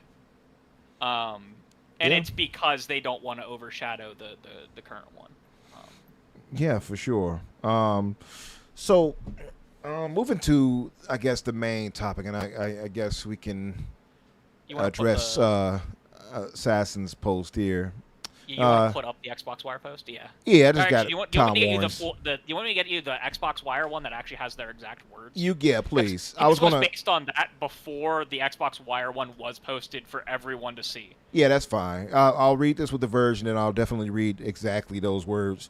So one of the things before I read that is, we had a scoop from Tom Warren earlier in the day, and I actually heard it before he posted that Microsoft was bringing back and scrapping Microsoft Gaming, and they're renaming it back to Xbox Game. I believe the Xbox Game Studios, right? So Yes. there is that. So no, the division itself is just being called Xbox. Yes, Xbox Game Xbox. Studios still exists. I'm gonna say okay. So not The- Xbox Games. They're just Xbox. Okay, got it. The structure was Microsoft Gaming encompassed Xbox and Xbox Game Studios, which itself encompassed Bethesda. And then next to it was Activision and Blizzard and King. That was the Right. organizational structure prior to this. Okay. Instead of calling it Microsoft Gaming at the top now, It's they're just just Xbox. calling it Xbox. Okay.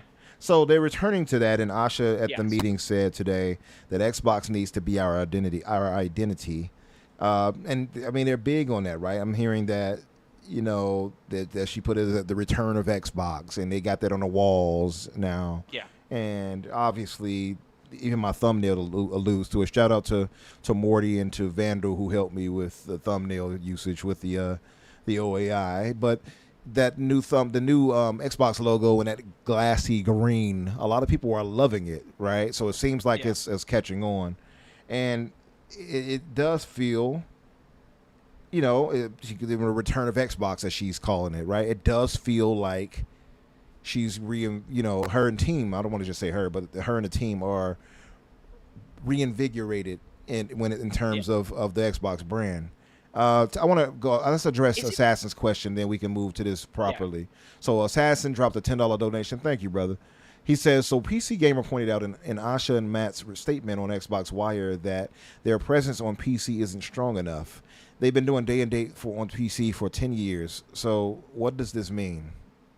You're conflating the concept of their first-party studios on PC to Xbox on PC.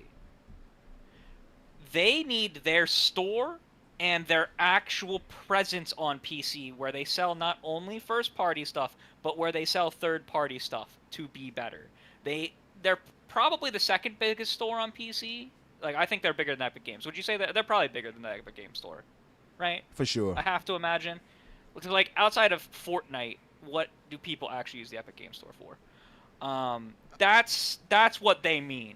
They mean that while they're on PC, they want people coming to the Xbox app using Xbox to play Xbox stuff. Guarantee that's what that means. Normally I say I'm making an educated guess.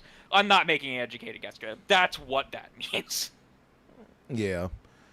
I will also point out that I think PC Gamer has been a little unfavorable toward Microsoft and a lot of things I've seen them in. Shit site in general. Yeah, so I don't really take stock into much of what they say anyway. Maybe it's just me, but yeah, I don't know. I don't add too much stock into what they say, Assassin, personally.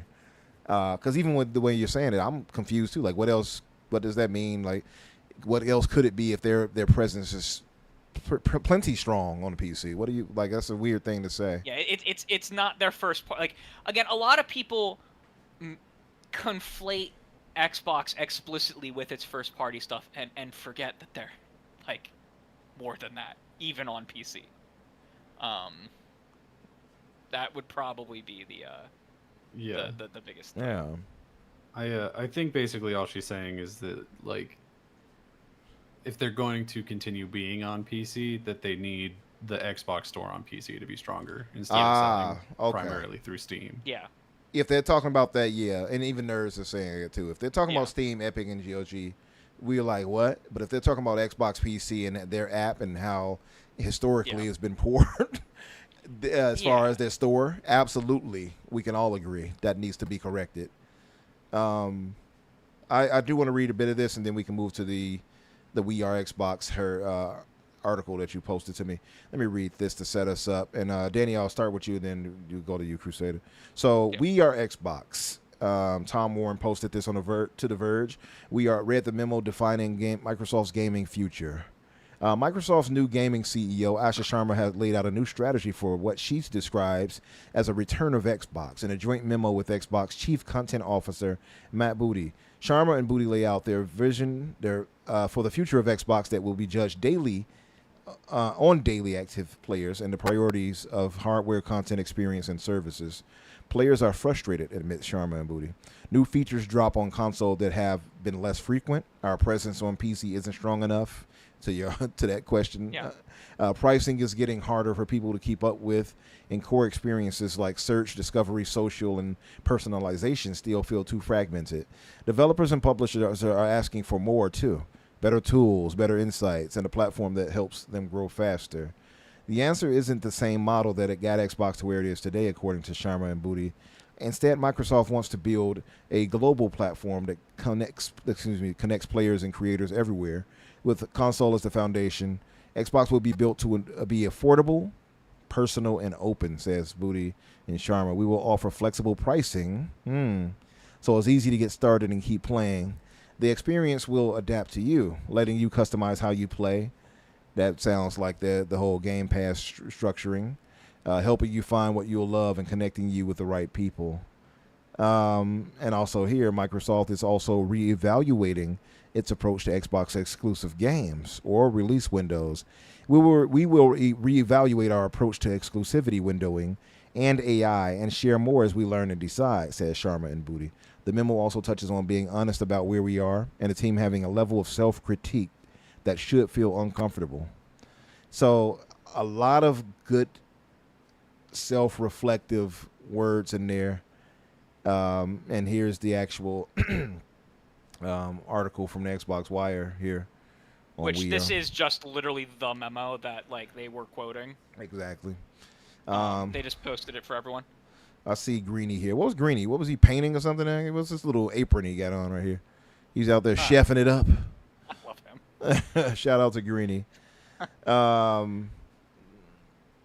They need to let him be out of his cage again. And Yeah, let him again. loose. Unleash the beast. So I guess think the big I guess thing that before I you read didn't this, cover, which wasn't covered in his, because if you read this, you're going to be repeating what you just read. that's what I was thinking. So I Except want for maybe the very beginning. I want to throw out something there because they talk about the float idea of exclusivity, Danny, and we already see now, like at least not every title is going to do phenomenal, but we had one that did supremely phenomenal. We just found out with 5 million in sales with Forza Horizon 5. I think it's pretty safe to say that's never going back to exclusive. No. But now they're saying they're floating the idea of exclusivity. So how do you think that works? How do you think they'll navigate that? Honestly, I think it's going to be just like a constant rolling conversation. I know that's not the most exciting answer, but that's probably what it's going to be. I think the majority of the games that they put out, being as how, those like AA ones, I think that those are just going to be not on PlayStation, not on Switch, like going forward. And then a lot of the bigger ones that like have some level of justifiable reason for why they might do better if you put them on other places. Things like a Forza, things like Sea of Thieves or whatever, those games as service type games where, you could see a bean counter making the argument that it would do better on other platforms as well. Those ones are going to be kind of more up in the air. But even those, I wouldn't be surprised if they start having they're not launching day and date on other platforms. I think Forza 6 almost certainly will. I think the ship it's already announced. Pretty well sailed with that one. They could cancel it, but that one's been announced. Yeah, but they're not. I don't think they would. There is also the aspect of it where it's like it's not impossible, because I think Forza was like the first big one to go over to PlayStation, and so a lot of those sales might have been reactionary.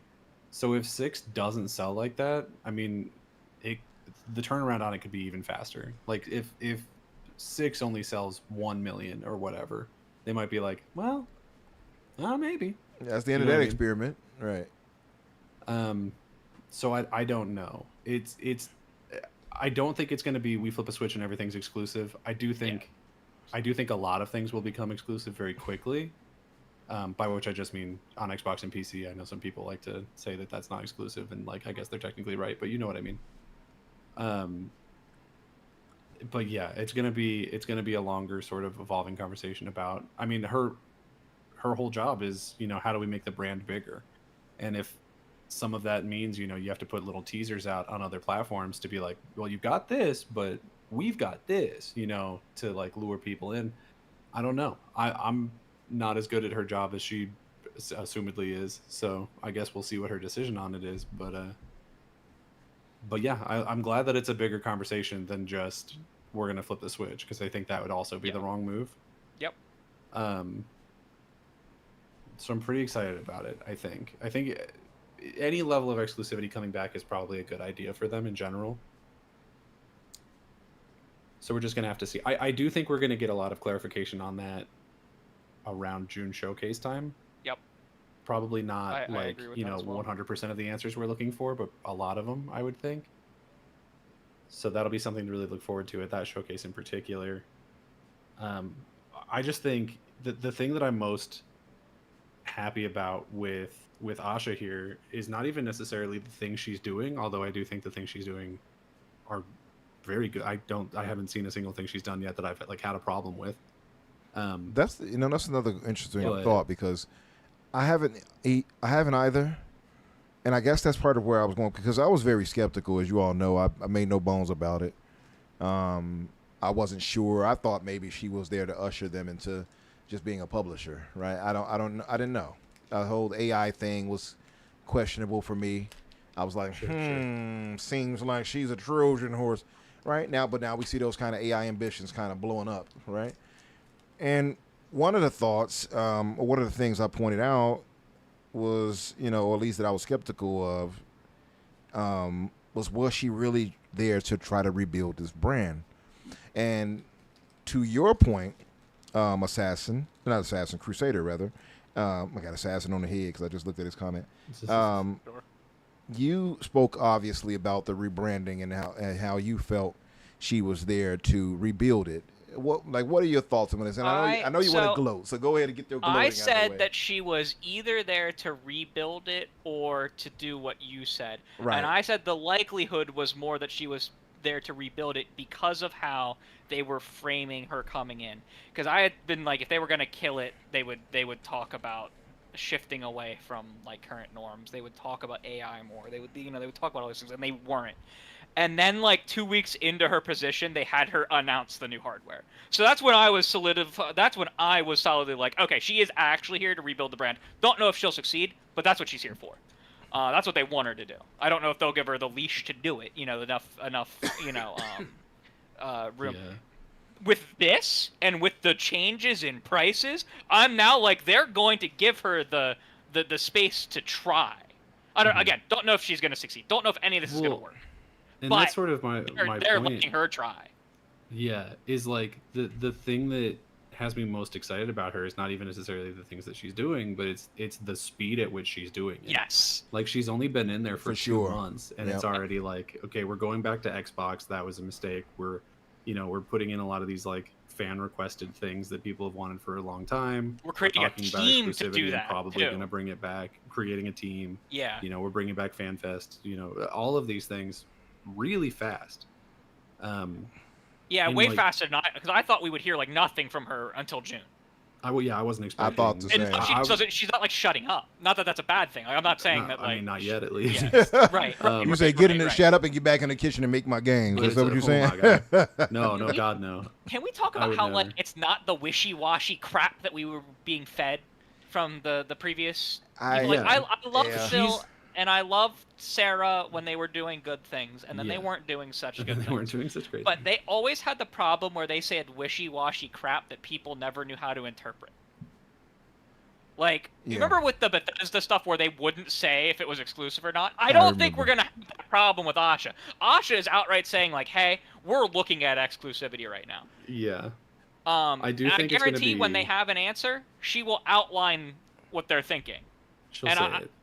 I don't know that we'll have necessarily we'll have a great idea of exactly what exclusives will be and what they won't be, but I guarantee we will have a clearer image of that than if it had been like Phil telling us that. Because when Phil told us things, the only times he was ever clear were the times where in like 6 months the opposite happened. So I have a question about that, but Danny, you were saying something. I got a question actually for you all around that, by the way. Sure. I just, between her and Matt Booty, I don't think we'll necessarily get a lot of like wishy-washy answers. It does feel like, if she gets into an interview with, Ryan McCaffrey or some shit, and he's like, "When's it coming to PlayStation?" She'll just be like, "It's not next." Yeah. She'll be like, well, and some of her things, I feel like Microsoft may even frame some of this like, we'll revisit this if our competition revisits this. Yeah. Does that make sense? Like, I have a feeling that is part of where this is going, because we know that, well, we don't know, but like credibly from like the most possibly credible person to report on a shift that has not been formally announced, we know that PlayStation is rethinking their exclusivity on PC with single player games as well, and I think that Xboxes will reflect that. Yeah, right? Yeah, for sure. I think that it will. I think that if you wanted the roughest outline of what Microsoft's going to do, it's going to reflect what PlayStation's doing with how they're treating their stuff, where some of their multiplayer games are going to go everywhere. Some of them are going to go to PC, and some of them are being held to PlayStation. Like, all the single-player stuff is supposedly being held to PlayStation consoles exclusively. I think you may see the same thing, but replace PlayStation console with Xbox ecosystem. Does that make sense? Yeah. And like I think that includes things like Steam and Epic Games Store and GOG, and even things like NVIDIA GeForce Now and Boosteroid stuff, that even outside of the contracts that they have, because those things are still kind of within that ecosystem. To play a game on NVIDIA GeForce Now, you need to own the game on either Steam or the Xbox Store. Microsoft does have a partnership with them where you can play Xbox Store games on GeForce Now, and so like they do benefit directly from that. So like. Yeah, I think you're going to see you're gonna. I genuinely think you're gonna see them retreat into. Is it Xbox ecosystem or Xbox ecosystem adjacent? Yes, that's where it'll be. Mm-hmm. Is it not? Then like, is it Call of Duty? Is it Overwatch? Is it? And at this point, I'm gonna say, is it Forza? No, then it's not. I think that's where we're gonna end up. It's possible. So I want to. Okay, so one of the thoughts is, and I agree with Assassin here in the chat, by the way, who says that they can't leave room for doubt, and that'll be their biggest challenge. On top of that, in the media, that's one of the things we keep going back to, right? And that was one of the questions we had last week when we had Parris here, when it got kind of heated, was how does Asha and team kind of navigate that, right? How do they properly address the things surrounding Xbox and the media? Because no matter what anyone tries to tell me, I'm sorry, I have eyes, I have ears. There is a certain bias against Xbox from some of these people in the media. It's just a fact. They don't get the graces that Sony and Nintendo do. I'm sorry. If you don't agree, that's fine, but I've seen it. I agree with you, but I don't agree that it's a purposeful. I don't think it's purposeful. It's just it's an unconscious Microsoft bias. has just been a fuck up since 2013. I think it's an unconscious bias, though. That's what I mean, right? It depends on how far you extend the umbrella of media. Yeah. That too. You start rolling in fucking Dreamcast guy and shit. Yeah. Well, I don't at all consider him media. I'm talking specifically about bigger names, the Kotakus, right? I would say IGN. I think IGN is somewhat fair, though they've had their missteps, like not even mentioning Xbox or platforms of where games will be going multiple times in a row. Like, that seems a little purposeful to me. As to, like, I just careless. generally think IGN's kind of a fuck up. I don't know that they're malicious. I think they just sometimes are really bad at their jobs. It's possible, but it also goes to me to the point that you remembered obviously PlayStation, you remember Nintendo or PC, but you forgot about Xbox multiple times. It was like 3 different times they did it in a row. Mm-hmm. Yeah. Here's the thing: Xbox forgets about Xbox. Xbox's brand image was that they have been fuck ups since Don Matrick. They have never been able to escape that, and they may finally be able to escape that with this new leadership. That may actually be the best thing for the brand, was having new leadership. That may be, especially someone that wasn't promoted from within. Yeah, they are. Well, she was kind of promoted from within, though, right? She kind of.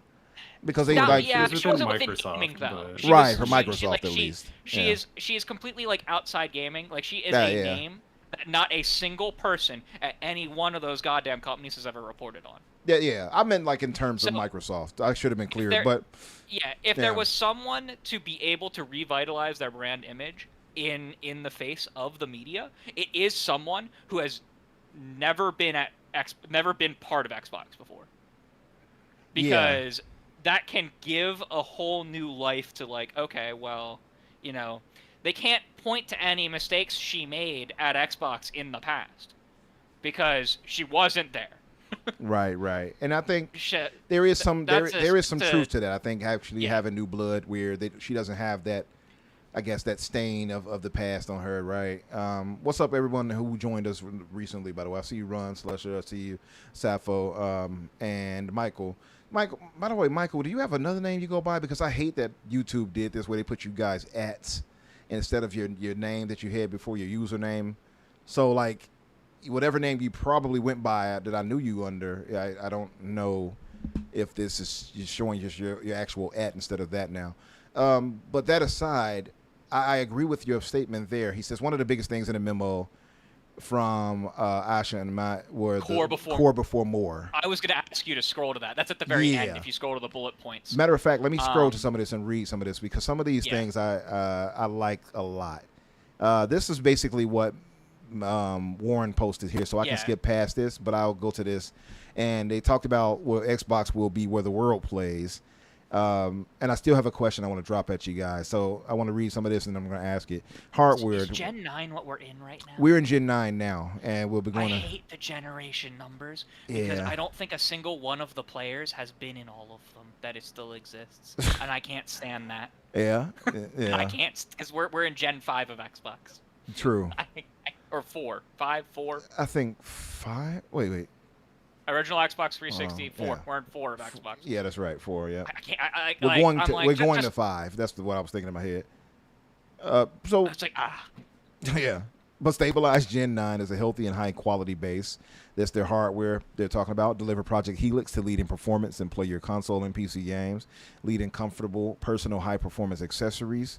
That's those controllers. You know they love that. Build a strong ecosystem that expands choice and reach. That's likely Game Pass. Content. Grow and expand an enduring portfolio of franchises players love. Ecosystem that expands choice and reach is probably referring directly to the Project Helix and being able to choose different stores on it. That if I might had to guess. Yeah, you know what? It is hardware, so you might be right. But that's almost certainly that's almost certainly the. That would be the in services. What I'm talking about. Yeah, I see it. Content, growing, extend an enduring portfolio of franchises player loves. I like that because we've already heard some of that with like the Halo franchise with Halo Studios talking about how they're going to do different things with Halo outside of just Master Chief, which I love. And it's so much they could do with so much of this IP. Also, too, like certain studios we talked about in the past where we would love the Coalition. They were working on different games before they got pushed back into Gears. And I love Gears, but I would love to see Coalition make something new, a new IP. Evolve our third-party partnerships and strengthen our 5-year slate. Expand into China, emerging markets and mobile-first audiences. Maintain and grow in live games and long-term stewardship. And elevate creator-centric platforms like Minecraft, Elder Scrolls, and Sea of Thieves. That's for content. Elder Scrolls mention. I see it. The experience. Fix the fundamentals for players and partners. Make Xbox the best place to play for developers and creators to build and grow. Overhaul discovery, customization, social, and personalization to connect the community. And for services, fortify Game Pass with clear differentiation and sustainable economics. Return a business to durable growth with strong cost discipline. Make cloud play feel native. I'm hearing they might go to like 240 hertz allegedly. Fast and reliable across TVs and low-cost devices. Use M&A deliberately, this is a good part here, to accelerate growth where organic paths are too slow. So M&A obviously would be like, buying things. Mergers and acquisitions. Absolutely. So that they haven't ruled that out, which is interesting. Along the way, we will reevaluate our approach to exclusivity, windowing, and AI and share more as we learn. We are Xbox. To achieve our master plan, the way we work must transform. Our best work happens when a full stack moves together. Microsoft Gaming describes our structure, but it does not describe our ambition. So we're going back to where we started and changing our team's name. We are Xbox. We are a high-agency culture where wild and wonderful ideas thrive. 2 wild and crazy guys. Our job is not to smooth over our differences, but to connect everyone into something greater than one studio or product. We have to be honest about where we are. We're a challenger. And so I like that. We're a challenger. Now, we're not number one, but we're fighting. We're a challenger. And meeting this moment will require pace, energy, and a level of self-critique that should feel uncomfortable. And that's good to hear, right? Or read, rather. At our best, we earn every player. 2, we protect our art. 3, we stay rebellious. 4, progress over perfection. 5, that goes, this Everborn Art Love saying, for instance, don't let the enemy of good don't let good be the perfect be the enemy of good. So progress over perfection goes to that point. Number 5, signal over ceremony. 6, core before more. The best thing that was my favorite line in this whole thing, by the way. Yeah, I think core before more, which is something that was lost since 2024. 100%. And I think I'll be honest, I think they need to use that on some type of marketing. Core before more. They need to take that and plaster it somewhere. Outwork the problem. Number 8, speed is learning. Number 9, makers over managers. I like that too. Yeah, enough of that corporate suit wearing nonsense. We want to put the power in the creator's hands. That's where it needs to be. Number 10, clarity is kindness. Over the last 5 years, Xbox and the industry have been through an unimaginable amount of change, and this team has continued to deliver through it for our community. Thank you for staying focused on what matters. 62 days in, we're proud of how we've honored our commitments of great games, return of Xbox, and future of play. We're here to do the most creative and courageous work of our lives, and that's what we'll do together. With gratitude, Matt and Asha. I love all of that right there. First, well, I'll ask this, and then I guess I'll ask the other question, which is, we've already seen the core before more. We see the makers over managers. What caught you guys, or what would you take away from this that gives you hope for Xbox's future outside of that? What does this instill into you as Xbox gamer, as a consumer? What do you take away from this, and what would you? And maybe I'll say this. I'll throw another one. What didn't you hear that you would have liked to have heard? I mean, the things that I want to hear are things that wouldn't be listed in this. I mean, I would want an answer to exclusivity, but you know what I mean? Like, I would want an answer to, like, what they're going to do there. But, like, I didn't expect that till next year anyways, so, like, whatever. Like, I want to hear things that are more specific. Like, I want to hear things about backwards compatibility. I want to hear things about game preservation. That was a pillar in here that I didn't see with game preservation. Like the backwards compatibility program and compatibility features and things like that. But like, I wasn't expecting this today, and so this was just, like, the core before more was probably the best thing that they could have said in this, because I've been so mad about the fact that they've been totally ignoring the core base. If you look at my Twitter, it's probably the thing that I've yelled the most about for the last 2 years. Yeah. I'd like to hear more about how they're putting the core before more, because they keep saying that they're doing it, and, like, they're doing a lot of stuff, but a lot of the stuff they've done have been so minor that I want to hear about some of the larger things that they're planning to do for us. Not necessarily. I don't need the result in front of me to use right now, but I want to hear more about how they're going to actually put the core before more. Yeah. I hear that. I would ask, putting the core before more, and the thought of putting more power in the creatives over, managers, does that extend to keeping developers on pay? Because there is constant rumors, and we're seeing it. It's a real world issue of these people losing their jobs, right? People being let go. And there's a rumor that some of that may happen soon. There's also a rumor that Microsoft is asking long-time managers and people who, have earned, I guess, I forgot the wording for it, but who have been with the company for a long time, to retire soon, to possibly ease that burden. Yeah, that can be a double-edged sword, because there is an extreme value to institutionalized knowledge that if you lose that, it's really hard to get that back. It takes years to get that kind of stuff back. Right. And that's part of the problem. I think we've lost so many, like, developers over these fast few years. This has happened at every studio. Like, every studio has lost its institutional knowledge. For sure. And, like, that's gonna be very evident over the next few years across the industry. Yep. The protecting our art and creators before stuff does show that there is a value to like that they're seeing a value in protecting those kind of things. Again, that's something that it sounds really great. I need to see them remain, I should say, in action for the next like year or so, with minimal job cuts, minimal layoffs, minimal cancellations of things. That's what I'm hoping. I mean, we had enough of that back to back, right? I think we have to. If they're going to push this vision, for me to believe it, and I'm guessing others too. I don't want to make it like they better make me a believer or whatever. But I need to see that you all are committed to your developers just as much as you're claiming you're going to be committed to us. Like, if I hear that, like, oh, they're starting to merge the publishing arms, so that they're kind of like merging Xbox Game Studios publishing with Bethesda Softworks publishing, with Activision publishing, and with Blizzard publishing, and, like, kind of making that more uniform, and there's some redundancy involved there, I'm not gonna freak out. But, like, if I hear that they're downsizing studios, if I hear that they're closing teams, if I hear that they're canceling projects, like, even like external publishing projects, I'm gonna point back to this, and I'm gonna say, the fuck. What are you talking about? We've been bad. Like We've this been is a lot of bamboozled. great talk. Led astray. There's a lot of great talk here, and they are backing. Like, she's not just talking. They are backing it up with like a lot of those minor things that they're doing, right?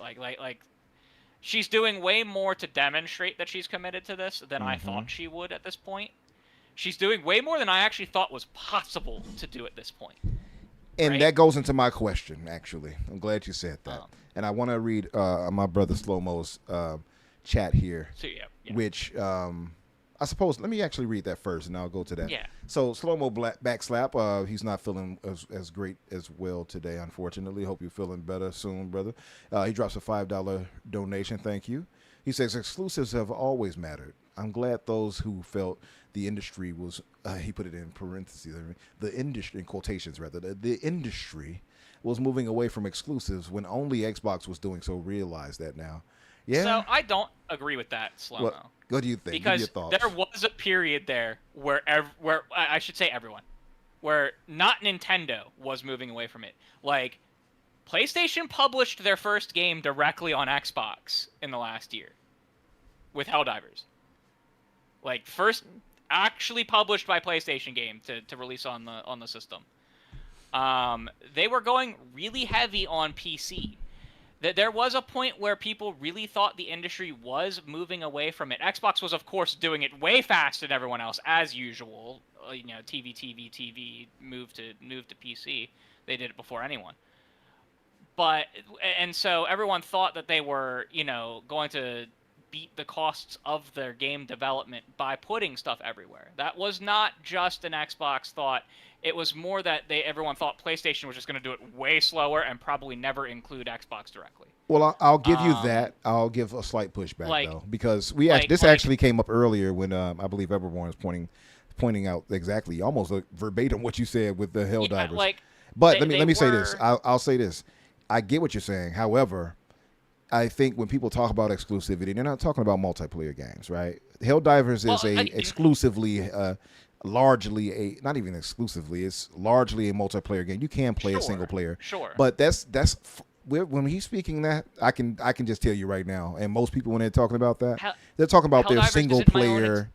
Helldivers is not my only example, though. I get you. Helldivers Probably was just would say the first that they moved really heavily. Yeah, we got Helldivers, we got MLB The Show. That was the one that finally showed up on Xbox. But PlayStation was making such heavy moves putting stuff on Steam that they were moving away from just having their own system, that they were also going full heavy into more platforms, that they were basically doing at a crawling speed what Xbox started in 2016 when Xbox first moved to PC.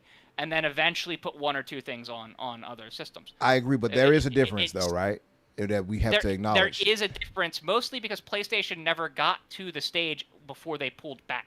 True, that too, but also the fact that they were following the same trend, but they never got to the same point before they pulled back. But beyond that, though, there is another point to that. Is that those games that are coming to PC are typically a year, 2, maybe 3. Sure. Older before they actually go there. We're talking about, and when you compare that to Xbox, we're talking about day and date, and that's a difference. So there is a difference there that matters more. The industry was moving in that direction, not that it was there, but that it was moving in that direction, and it was more than just Xbox. PlayStation was just doing it at their own pace, very slowly. Yeah, but that's a difference, though. Every year was more and more. But he's not arguing that, though. To be clear, he's not saying that PlayStation never did that. He's saying that exclusives matter. And also he clarified, he said at no point was PlayStation ever considering putting their single-player games on Xbox. And Nintendo will never put their games on other platforms or PC. And I already knew what he meant, because that's what most people will mean. And that's the differentiator, right? Because Microsoft will put not only multiplayer, but they'll put single-player games, and they'll do it day and date. Nobody else is doing that. At no point was Xbox considering doing it until 2024, when they did consider doing it. Doing what? My entire point was PlayStation was slowly moving to the, if you were analyzing it from any time before January of this year, I would have argued that, and so would Danny, because Danny was arguing it last year too. If you had watched, you would believe that PlayStation was slowly moving to the same place as Xbox at their own rate. Xbox just may not have existed at the point. No, when I think we can all got agree to that. I think most of us thought Like- that Sony was going that direction. Yeah. However, though, they did not. That's the point. They did not, and that's what I'm saying. But Slow-Mo is saying that, you know, people in the industry were doing it only when Xbox was doing it. I'm saying Xbox wasn't really the only one doing it. They just were the only one doing it in the console space. But PlayStation was moving away from exclusivity for a while there, too. And, you see two players in the industry doing it. I still think it's a little shaky. Way slower than the other. I think that's a little shaky, though, because when we talk about exclusives, when you bring an older title, to me, sure, you could say, well, that's not exclusive anymore. Sure, but it's also an old title. We're talking about 2-year differences, sometimes 3. For some of these games. Sure, and it kept getting slower. It kept getting smaller and smaller, though. Yeah, Originally, it was like 2.5 years, then it was 2 years, then it was 18 months, and then we got down to a year. Yeah. It was compressing as we went. And, of course, It we're just now never hearing the got to the rumor, same point. allegedly the rumor, at least, from Schreier, who is pretty accurate, that's saying that Sony is pulling back from that. So, if that is the case, I think there is room to be... from it at about the same time, right? we PlayStation don't know if announced that they're Xbox is pulling going to back from do it yet. Right, we don't know what Xbox is going to do. All right. But for the sake we also don't know what PlayStation's going to do for the sake of this argument because they've never said anything publicly. Right. Now, we still haven't heard anything after all that time. Even after he said that. Right. I want to know how true that is. So I'm interested in hearing that. We both have both pulling back in this year. Yeah, I want to read Slow-Mo's responses to you. So he said, number one, people were saying the industry was going to do it before PlayStation did anything. He says, and 2, they kept reiterating their strategy for PC and have potentially moved back on it, which is what we were just saying. Yeah. So yeah, and that's what I'm saying. Like, for a while there, for multiple years, the people in the industry seemed right. They were saying it before PlayStation started doing it. Then PlayStation started doing it. Mm-hmm. And they seemed like it was going to be more and more and more right. And then all of a sudden, as of this year, the exact opposite has happened. The whole concept has kind of imploded. It seemingly imploded with PlayStation, and a lot of the multi-platform, if depending on where Xbox ends up, it's kind of imploded with them too. The fact that they're considering, that they are having discussions about exclusivity means to some extent there's some things not working. Yeah, something must not be working if that's the case. You wouldn't be having the discussion if there wasn't if you weren't seeing a detriment to your business. I think that PlayStation has a fundamental difference in strategy on how they handle their business versus Xbox. I do too. Right. I think because of that, that's why. But I want to read a few of these things. Figured it out faster. That it's hurting their store. Possibly. But that to me goes to Slow-Mo's point, which is exclusives have always mattered. I agree with what he is saying in the end, that exclusives have always mattered. You were just saying the other part about Sony doing it too. Disagreeing with the people who felt the industry was moving away from it, because the industry, until the middle of this year, was moving away from it by all metrics but Nintendo. But see, when you say the industry, when we say industry, though, there are only 2 players that you can mention that for. That's not 2 of 3. Right, that's not the entire industry, and we don't even know if Sony was fully doing that. We only have rumor. We haven't heard any confirmation, right? But we also have third parties moving away from it, like Square Enix, saying it's not sustainable for them to even. Yeah, but I don't even consider them for that. I only look at specifically because Square had been killing themselves for a long time. We all been pointing it out. That was nothing new. But when we talk about this, we're talking specifically platform holders. We're talking about Xbox, Sony, and Nintendo. Nintendo is never likely ever going to do it in our lifetimes, right? Unless something dramatic happens that changes their course of their history or their future, rather. Sony, it seems to be kind of trying to weigh this out. It seems to be the case. And you see, Slow-Mo just said it's too. Square Enix isn't a platform holder. Square Enix isn't a platform holder, but platform holders have been using them to leverage the same concept. They've been paying to make these games exclusive to their platform. And Square Enix is saying that economic, that's doesn't not work economically viable for them anymore. Yeah. Which can be attributed to their fuck-ups. The fact that, some games were only releasing on one platform can be directly attributed to their fuck-ups. And so when you have the large third parties that you used to be able to pay to not go on another platform saying that they're not going to do that anymore, that is another sign that the industry is moving away from the economic To be fair, though, viability that's not of it. everybody, right? Because you still have half and half. It's not. Because you still have titles right now that PlayStation still locked down or exclusive, right? And again, that's where I'm saying that, like, all signs were pointing to an industry that was moving away from that.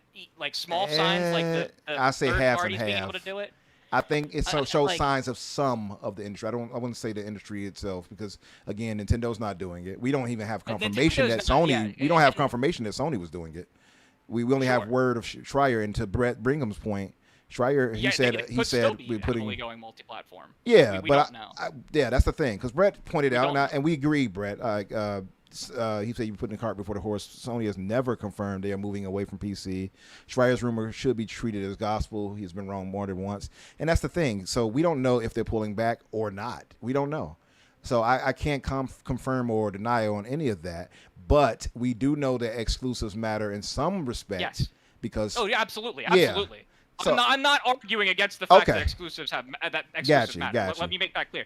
I am arguing. you were just against thinking the fact industry that was going that direction. The You're industry saying. literally looked like, third parties weren't willing to license their stuff to platforms anymore to be exclusive. Gotcha. Like a lot of them. Okay. Outside of like direct publishing agreements. Yeah. They're still able to get Korean devs. They're still able to get like True. some Chinese devs and things like that.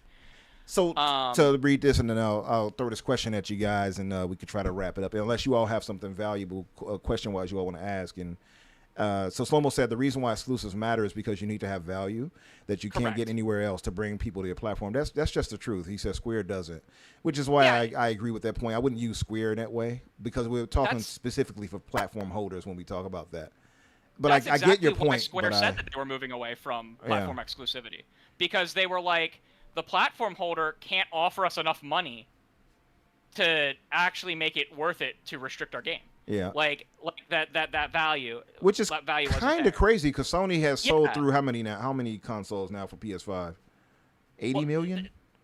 The problem Plus? is that you look at like the games amount of that people Switches are that have actually sold buying, and the amount of the amount of Switches plus Xboxes plus the daily and monthly active users of Steam. It doesn't compare. Right. But yeah, like again, like all signs had originally pointed to exclusivity going on. I was going to be really happy if like I could buy any game I wanted anywhere. I agree with That's that. what I was- would have been that's happy what for it that was too, like. specifically for on PC. I would have been, but I can't ignore reality either, right? Like Right, I would and have that's liked why, that as a like, consumer. exclusivity needs to come back for Xbox. Exactly. It has to. I'm with you. It has to. I'm 'cause with you. So especially if PlayStation is pulling back. yeah, if PlayStation they can't is because pulling Microsoft back- can't be the only one doing it. That's just a Correct. fact. Yeah, Can't they be the only can't one. be the only one doing it. They can't be the only one. MJ, what's up, MJ? MJ said, Danny, I hope you enjoyed the Mario Galaxy movie in your Snorlax onesie. I haven't seen it, but I would happily own a Snorlax onesie. So I'm not sure which part of that was supposed to be the insult, but Damn. right now especially, I would fucking love a Snorlax onesie. He said, you ain't telling him nothing to shame him. He embraces this. He said, you will merely, what he said, you will merely, use the dog. How did he say that damn line? I was born in it. Oh, yeah. But let me read. I saw a few more comments on reading. I'm gonna ask this question, and I asked this actually earlier in the Discord. Slow-mo mentions that we had people saying everyone was going to follow Xbox just after 4 games, and that definitely didn't happen. Cygnus points out PlayStation won't say anything moving away from PC. They would just do it. I think they'll announce it. I think they have to have some transparency. Cygnus. They can't just be like, we're just decided not to do this. They're going to have to say something. Do they I don't need know. to? I don't think so. If Like, they're pulling why do away they from need it, to? I think if they're pulling if away they're from pulling- PC, I think they would have It's not mentioned like they it. were Pulling launching day away- one games, and the stuff that they were launching day one will still be day one because it's their multiplayer stuff. Like I don't know Yeah. that. Like, do they need to tell people that Ghost of Yotei is not coming to PC, or do they just have to not release it on I don't know if PC? they have to say it. I would say that it would be wise for one because you inform your base. Hey, Correct. we're putting I don't you first. disagree. I Yeah. don't disagree. But do But they you know, act- no one's gonna push them on it. do Not a they- single person, not a single reviewer is. No one is gonna have an interview. You're with absolutely Lemon right, Holes Danny. and be That- like, oh, but when's it coming to PC? Like, no, not a single fucking time. That only happens to they- Xbox, and that's Hold your part of breath my until you turn point. blue and die. It Look, will not happen. Yeah, it's Do so they funny because bother? Danny, you just hit on part of what we talk about with the media, right? And this is an unconscious thing. People don't even think about it. Microsoft will get asked that countless times. What about, is it going to PlayStation? Sony doesn't get that. And there's a reason for it. It's the way they handle these people. And I think Microsoft needs to adapt that. What were you going to say, Crusader? I was gonna say, like, you know, PlayStation either just doesn't answer the questions, Yeah. or when they do, it's concise. Whereas Xbox would just answer every time they were asked something like that with some wishy-washy crap answer. It was one of the biggest problems I had with Phil, was that, like, they would answer every question they were asked, no matter how dumb. They would constantly respond to it, and then they would constantly change their strategy, so their answer would always be different. That's true too. Like, and again, that's part of the problem. Like that's all part of the problem.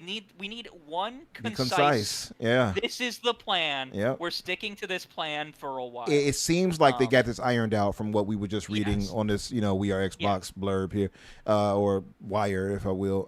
And I agree with you. They have to be concise. And you've said it earlier, and a lot of people have mentioned this, where this is probably the most transparent Microsoft, Xbox has been in a long time, or ever, right? Might be the most transparent Microsoft as a company has been in like a decade and a half. Like, For sure. The- But the I'll throw biggest this out litmus there. test of all of this is going to be, where do they fall on exclusivity? That's a major thing. And That's gonna we know be the- next gen is coming. If they're talking about the hardware part with Gen 10 coming up, how do you balance that out if you don't have exclusives? Because I can't see anybody going to your $1,000 plus console and you don't have exclusive games. They'll just now, to be fair, they're saying that this $1,000 console will compete with $3,000 to $5,000 builds, allegedly. So they do have that. But I do think they'll have a cheaper version too. I can't imagine that they're going into next gen being like, yeah, the $1,000 one's going to be the only option. Right. I wonder. It's they're going in. What's really interesting is, like, they might be on the high end of what console players will buy, but they're going to be in like the mid sphere of the pre-built PC space, which is a really interesting place for them to be. Yeah. Because and especially if it does play Steam and it does work, stuff like that. But then they also have to deal with, like, they need people to use the Xbox store. They do, but I'll say, like, if it's to pick the Xbox store over Steam, if it has the option also of using actual Windows as you would a regular PC, that's a W. If they can, and that's what we're hearing. So if it does that, it has the functionality because you're right. This would cut out the need of. Not necessarily a W for them. Not necessarily, but it's a W for them in terms of people maybe going to say, hey, instead of me getting this pre-built, maybe I will go this way, right? It's a little less. I would rather buy an Xbox hybrid console PC than something like from iBuyPower. I agree. Like I agree with you. And I got the PC, and I'm going to update eventually to the 60 series or whatever it is. I'm still getting this next gen console from both. I'm going to get PlayStation as well. Great for under even if you have a PC, this is probably going to be a great device to put under your main television, because I guarantee it'll work better than the PC typically will. Even Windows and the full screen experience. I agree with that. I guarantee it'll work better than that. I mean, having been gaming on PC lately, I mean, I've had to learn how to troubleshoot and things like that. This I wonder how this will streamline that, or if I'll have some of the same issues. I wonder. There's a lot of things that they need to solve before this comes out, but they have 18 months. I'm super excited, man. Look at what she's done in 2. Look exactly to that point, which goes to my next question, and I guess I'll end it on this, and I want to hear you guys' thoughts in the chat too. And I floated this earlier on GCP Discord. Shout out to Kay and Everborn and fellas. With all these moves happening so rapidly, and we can all acknowledge they're happening pretty fast. The changes, the mood seems to be happier from people we're seeing, right? Do you think, because Phil is still on deck helping her, Phil seems to have been kind of hamstrung in terms of what he could do, and it seems that Asha is getting more leeway, obviously because she's new in the role. They have to give her some type of freedom. They have to give her more support to try to right the ship if that's the direction they're going, right? Do you think that these moves are things she was like, oh, I'm going to do this, I'm going to do that with the team, or was it something Phil possibly pushed and said, hey, I couldn't do this. I was constrained under this and this direction that Satya and Amy Hood and whatever and the people above wanted to go. But you can do this and quickly, gain, I guess, support from the community. Do you all think it was more her or maybe Phil doing that? Yeah. I think the answer is yes. I think a lot of it's her. I think a lot of it's Phil. And I think it's a lot of, like, she has come to the same conclusions that the original team may have. I think that one of the biggest things that she has to her benefit is she is from outside of gaming, right? And so if she says that something needs to be done, and she says that to Satya and says, hey, this thing needs to be done, and it's something that, like, she agrees with, maybe she came to her on her own, or she agreed with Phil on something, Satya's more likely to listen to that because it doesn't come from a place of, like, maybe it's just, like, raw love for, like, gaming and the brand over business, whereas for her, she is a business person. That makes sense, right? actually. So yeah. even if she's saying the exact same thing that Phil told him for multiple years, it is different coming from her than coming from Phil. Almost to a point where, like, it's for a business person like Satya, it's more believable even if she's saying the exact same goddamn thing Phil was saying for years. That actually makes a lot of sense. And I mean, we relate that to real life. You got people who you don't trust as much, but somebody outside of that, you may give a little more credence to because you don't think that they're hampered by past things that other person may have done. She has no bias for Xbox. She has no raw love for the teams. She has, like, everything that's and that's like I say that like it's like she has no intrinsic connection to Xbox, which may make her the perfect person to fix it right now. Yeah, it's possible. Because if she comes to the same conclusions, or she listens to Phil and she agrees with his analysis, it's more likely to be agreed. And she may be disagreeing with some of the things that because Phil was genuinely a person who was like the rising tide raises all ships. 100%. Right? Kumbaya. He genuinely was like that. He was. And she may be disagreeing with that. I'm wondering. You know what? I'm glad you said that because that was part of the discussion earlier. Is she more Matt Booty-esque from what we saw in the files in the court? She definitely is. You think so? Like more cutthroatish? I'm going to tell you that to what extent, I don't know. Yeah. She definitely is, though, because she is a person who builds up platforms, and you don't build up a platform that competes with other platforms by necessarily doing that. There are some things that like in all industries, there are some things like that, like NVIDIA, AMD, Intel. There's some things that they standardize between each other, so that to a point, there's not problems with compatibility. Does that make sense? Like, yeah, for a sure. great example is DirectX. They all work with Microsoft and all share things to make sure that, like, it really doesn't matter whose parts you use at a baseline. They may all have unique features like DLSS and crap like that for their graphics cards. But at a baseline, how communications and shit work, they're all working with each other to create industry standards for stuff so that stuff just works, right? And so there's a level of kumbaya-ness that should exist even in gaming. But Phil took it to an extreme that I don't know that any of us really ever agreed with. What's your thoughts on the daddy? I agree with you on a lot of that, actually. Yeah. Well said. No, 100%. I think a lot of what we've been seeing over the last couple of years was Phil and Sarah sort of like, being the nice guy, and that didn't work. So they brought in somebody who has a different outlook on things.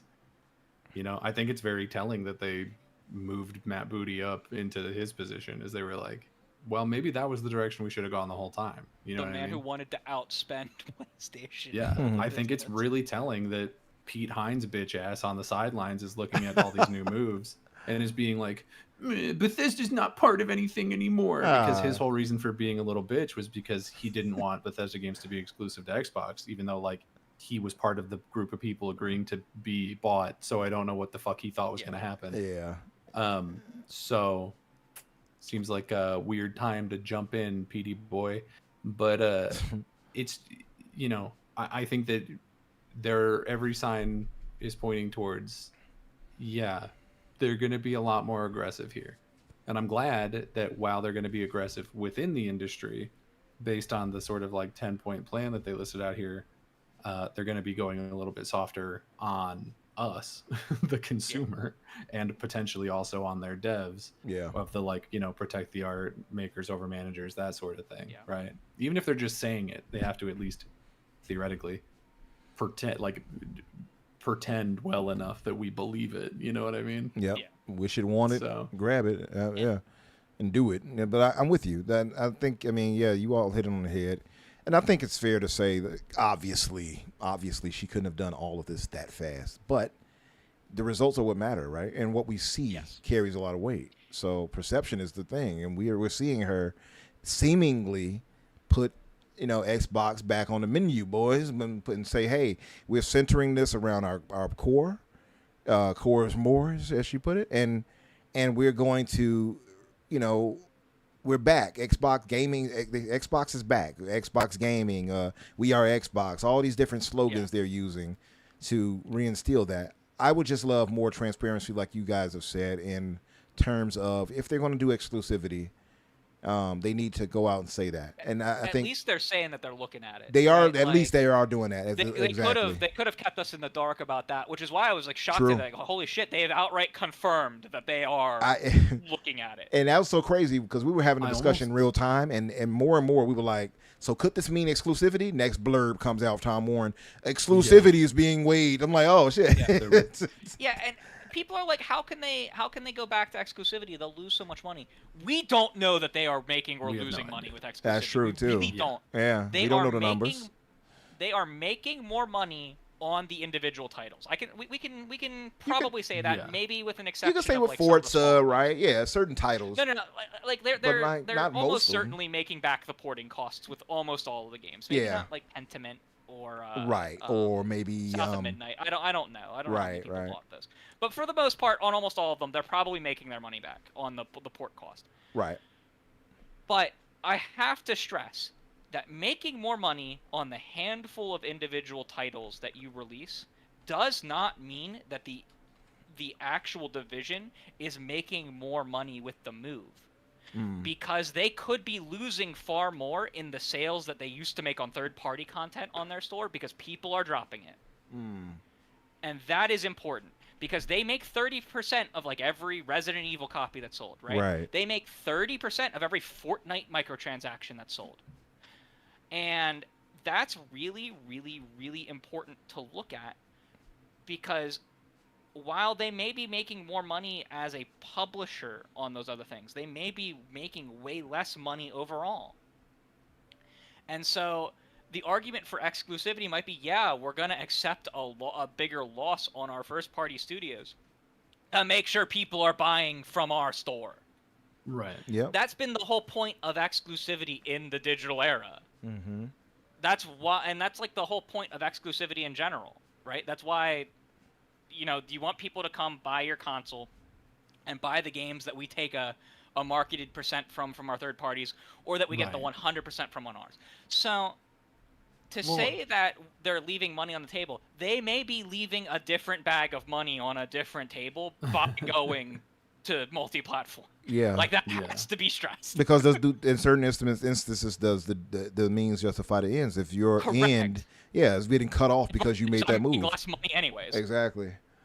And that's why, like, everyone's like, oh, they're going to go to a third-party publisher. Do you have any idea if they went to being a straight third-party publisher and dropped their stores completely, how much less money they would make? Yeah, it would be a dramatic drop. Considerable amount. And that's kind of where I was at with it. I guess I was kind of down in the dumps about how they were moving. Yeah. And this, I will say, and I said it in the chat as you saw earlier, maybe I was wrong here. She's starting to make me a believer because I promise you, I was very pessimistic about this lady. Well, and you're seeing all these analysts online, granted, they're just as capable of being wrong as anybody else, but you're seeing all these analysts online being like, she's saying all the right things. Like her analysis of the industry for a person just coming into it is fucking spot on. Yep. Like she's a business person. You're saying people, like she's doing a really good job on that front.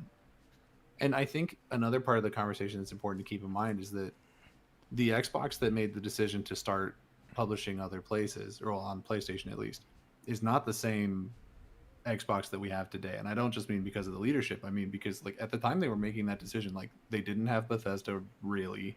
They didn't have Activision Blizzard. They're a different company now. The prospect of them having these titles exclusive to their platform hits a lot harder than it did back then. Because back then, you know, people were like, oh, burger, shake, fries, is like Everborn always says. You know, you got Forza, Gears, and Halo, but what else? You know, a couple like little things every now and then. Right. But now it's like, okay, well, Elder Scrolls could be exclusive. Like Doom is exclusive. Yep. You know, all of these huge brands that they did just buy them. And is that cheating? Yeah, kind of. But like, Who the fuck cares? the fact of the matter is, like, the prospect of them potentially flipping that switch and being like, these games are staying on Xbox is a bigger shot to PlayStation than it was back in 2020, 2022. For sure, especially with the slower cadence Sony has had in their gaming now. Microsoft are churning out 6 to 7 games or more a year now. And, you know, so it's way different. It is crazy that they shifted when they did. Because they had their largest output ever in 2024, followed by a larger output ever in 2025. Right.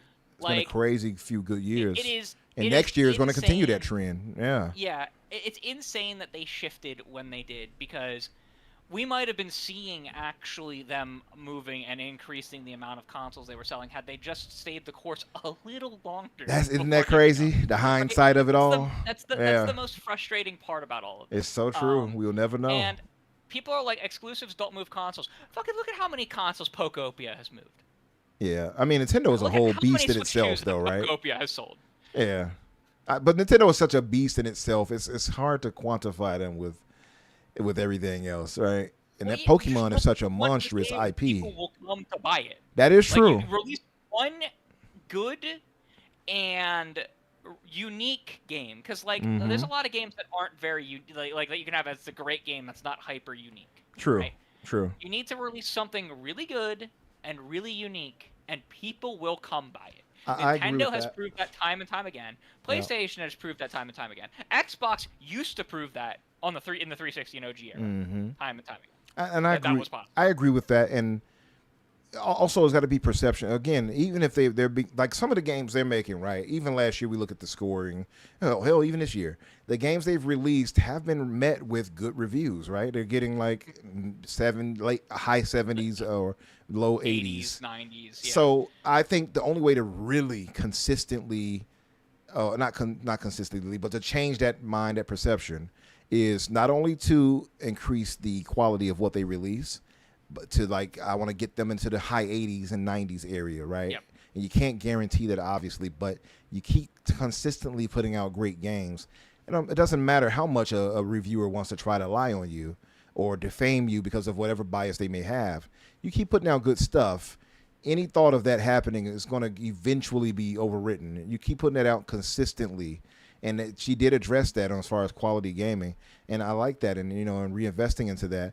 And I think it's going, if it goes the way I think and hope it will go, that means that, new IP, that means that they're putting a stronger focus on making sure they give us quality AAA gaming, right?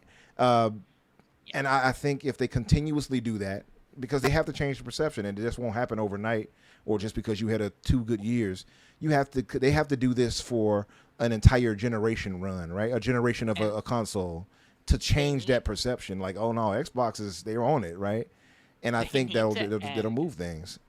They need to end the stepping on their own goddamn rake. For sure. Immediately after having a bout of good news. 100%. Which I'm going to say, this has been the longest period in the history of Xbox without a bad news article. That is true. They definitely got to get out of their own way. And the marketing thing we always go back to, that's the thing I hope that she focuses them on and getting their marketing right. Marketing has been piss poor for Microsoft. We all know it. Yes. They have to correct that. I know they thought well, it's going to Game Pass. It'll sell itself. That's not what you all think. And they could actually get actual sales because not everybody is keen to be on Game Pass. It's actually kind of crazy right now. All of the Xbox social media things have been retweeting each other. Kiln and Age of Mythology have been putting stuff out about each other's games. It's a thing that Nice. PlayStation does commonly, like where like each of the PlayStation studios will release like art that they made internally of like They their have. I've IP seen and that. right? Yeah. Yeah. They did that today with Kiln and like Doom and In Gears Exile, of maybe. War and a couple of them. Like if you go Yeah. and look, like all of their social media, like that's the kind of shit they need to constantly. I be agree, doing. 100%. Matter of Like- fact, we talked about this also in the GCP where, and actually Major says it in the chat. I'm reading it and you'll see what I mean. Sure. Slow-mo says learning how to troubleshoot equals realizing he needs to uninstall his cheat mods before claiming the developer broke his game. I don't know what you mean, good sir. He says, Major says, next week we shall see if she congratulates Housemark on Soros. If that doesn't happen, then I Kumbaya don't agree Xbox with is that. over, and I love it. I don't agree with that. I don't know, man. I think that goes back to I our don't, point. I don't agree with that in concept because there was a long-standing tradition long before the true Kumbaya era Yeah. of like the studio heads congratulating each other on massive great launches. Phil would do Sure. it for Nintendo and PlayStation. Do we think- PlayStation would do it for Xbox and Nintendo. And like do we back in think the Soros Reggie, is Sean that? Layden, Phil era, that was very common. Yeah. What were you saying, Danny? Do we think Soros is a massive launch? Not really. I don't know how much it's going to sell, but it's going to be really well critically received. It Oh, might be sure. critically Which well is why it's on my received. fantasy critic team, but I ain't buying the fucker. Sure, I'm also. It might I'm perform also as not buying poorly it. as, unfortunately, as Returnal did initially, but we'll see. And I say poorly relatively because I don't think it cost a lot to make it either. It's So gonna maybe sell, it like, was a 3 to success. 4 million copies. It'll Yeah. turn a profit. Like it'll be profitable. It's just not good. PlayStation gamers have been kind of thirsty too, right, for like new major titles. So I think this kind of fills that void. There's a couple I can think of who have been like fully losing their shit lately. They've been Yeah. like kind of, and I don't mean like just like a nonstop crash out for like 12 months. We're talking about a certain host of a certain. He's among them, but he's not the only one. Yeah. It's really funny that I said that, and there's like 2 possibilities at that show. And it's probably both. And it's probably both. But I would say though, it just on the part of when we're talking about marketing and the whole kumbaya spirit, it's not that we don't want these guys to have a niceness, but there has to be I think. Yeah. Well, I'll give you an example. We see, like, for instance, Stein. Shout out to Stein, but he would do stuff like, "Oh, let me wear this PlayStation gear. Let me." Yeah, don't do that. Yeah, No, stuff that like was, people didn't like that. People were like, "What are you doing?" He can do it. Look, he can do it in his regular life. I don't really give a shit Right. about that. He can wear whatever the fuck he wants. But yeah, someone shows up at a showcase in like a God of War t-shirt. Give That him was a done. new t-shirt. That was and- done on purpose. That was I guarantee that wasn't even just him. It That wasn't. was done on purpose as they were trying No. to make people as they were trying to make that normalized, and no one liked it. It, Like Well, that- had it- wasn't Had just it him. not You're been right, Stein, because I of my might have man. disagreed with you. Yeah. But Stein, I don't think would have done that. Yeah, yeah, maybe not. I agree. But that was what's his name too. Not There Unished, was but the the one other at- guy from Halo. There was the one at Halo, and again, Yeah. I think they did that because they were putting the game on Halo. True. Putting the game on Xbox. or But on I don't PlayStation, think so you they're gonna- needed to wear a PlayStation shirt to do that though, and a lot of people took umbrage to that. No pun Oh, I intended. agree. I don't disagree with you. I'm Yeah. just saying I'm pretty sure that was a Yeah. an upper management you're doing. For sure, I agree, and I I will don't say think just that if was they want to bring individuals. back the thought of actually competing, and actually being a challenger, as they said, and focusing on Xbox first, that nice act, because Microsoft has to overcompensate. We already knew it. They have to overcompensate on niceness because they have this terrible thought of them being this mega corporation, Yep. which they are, right? So people are like, oh, we know you are on Microsoft, and they're not wrong to feel that way. This mega conglomerate. And so they had to overcompensate with niceness. Oh, we love you guys. We love everybody. And that spirit that Phil kind of pushed is a lot of gamers absolutely hated it. And the whole lifting tide lifts all boats spirit. A lot of gamers are like, no, you need to be much more cutthroat. You need to put your boot to ass, foot on throat. You know what I mean? Belt to ass. All these things people have expressed in terms of competition. They want more aggressive Microsoft. They don't want Microsoft sitting there. Oh, yay, you got your game Completely. just released, right? They don't want that anymore. I've Yeah, seen it time and so- time again. Yeah. So I think that you're gonna see because of how poorly for their brand in general that turned out, I think that actually gives them the regulatory leeway to be more aggressive. Yeah. That Yeah. like they can now point and be like, yeah, that shit didn't work for us competitively. We're not gonna do that. To your point, just throw it out there. Being under leadership, Yeah. new leadership gives them the perfect opportunity to change course and do That's that. true. And to be able to do it without a regulator being like, you're stifling competition, when in reality it was like, when we tried to do it the nice way, it was killing our company. That on top of that, to add to that, somebody pointed out, I think it was Black Viking, shout out to BV, where he mentioned that the terms of under that deal ends in 2030. It's in terms of the Call of Duty and all of that. And he was saying, like, if he was Xbox and he had the power, he would be like, that's the end of that going to you, or at least I will start bundling it with Xboxes being sold or giving exclusive things only to Xbox. I don't want to misrepresent his point. I think it was more like use it to your advantage and give exclusive things to Xboxers. I'd right? start lightly threatening that now. I don't know why you did.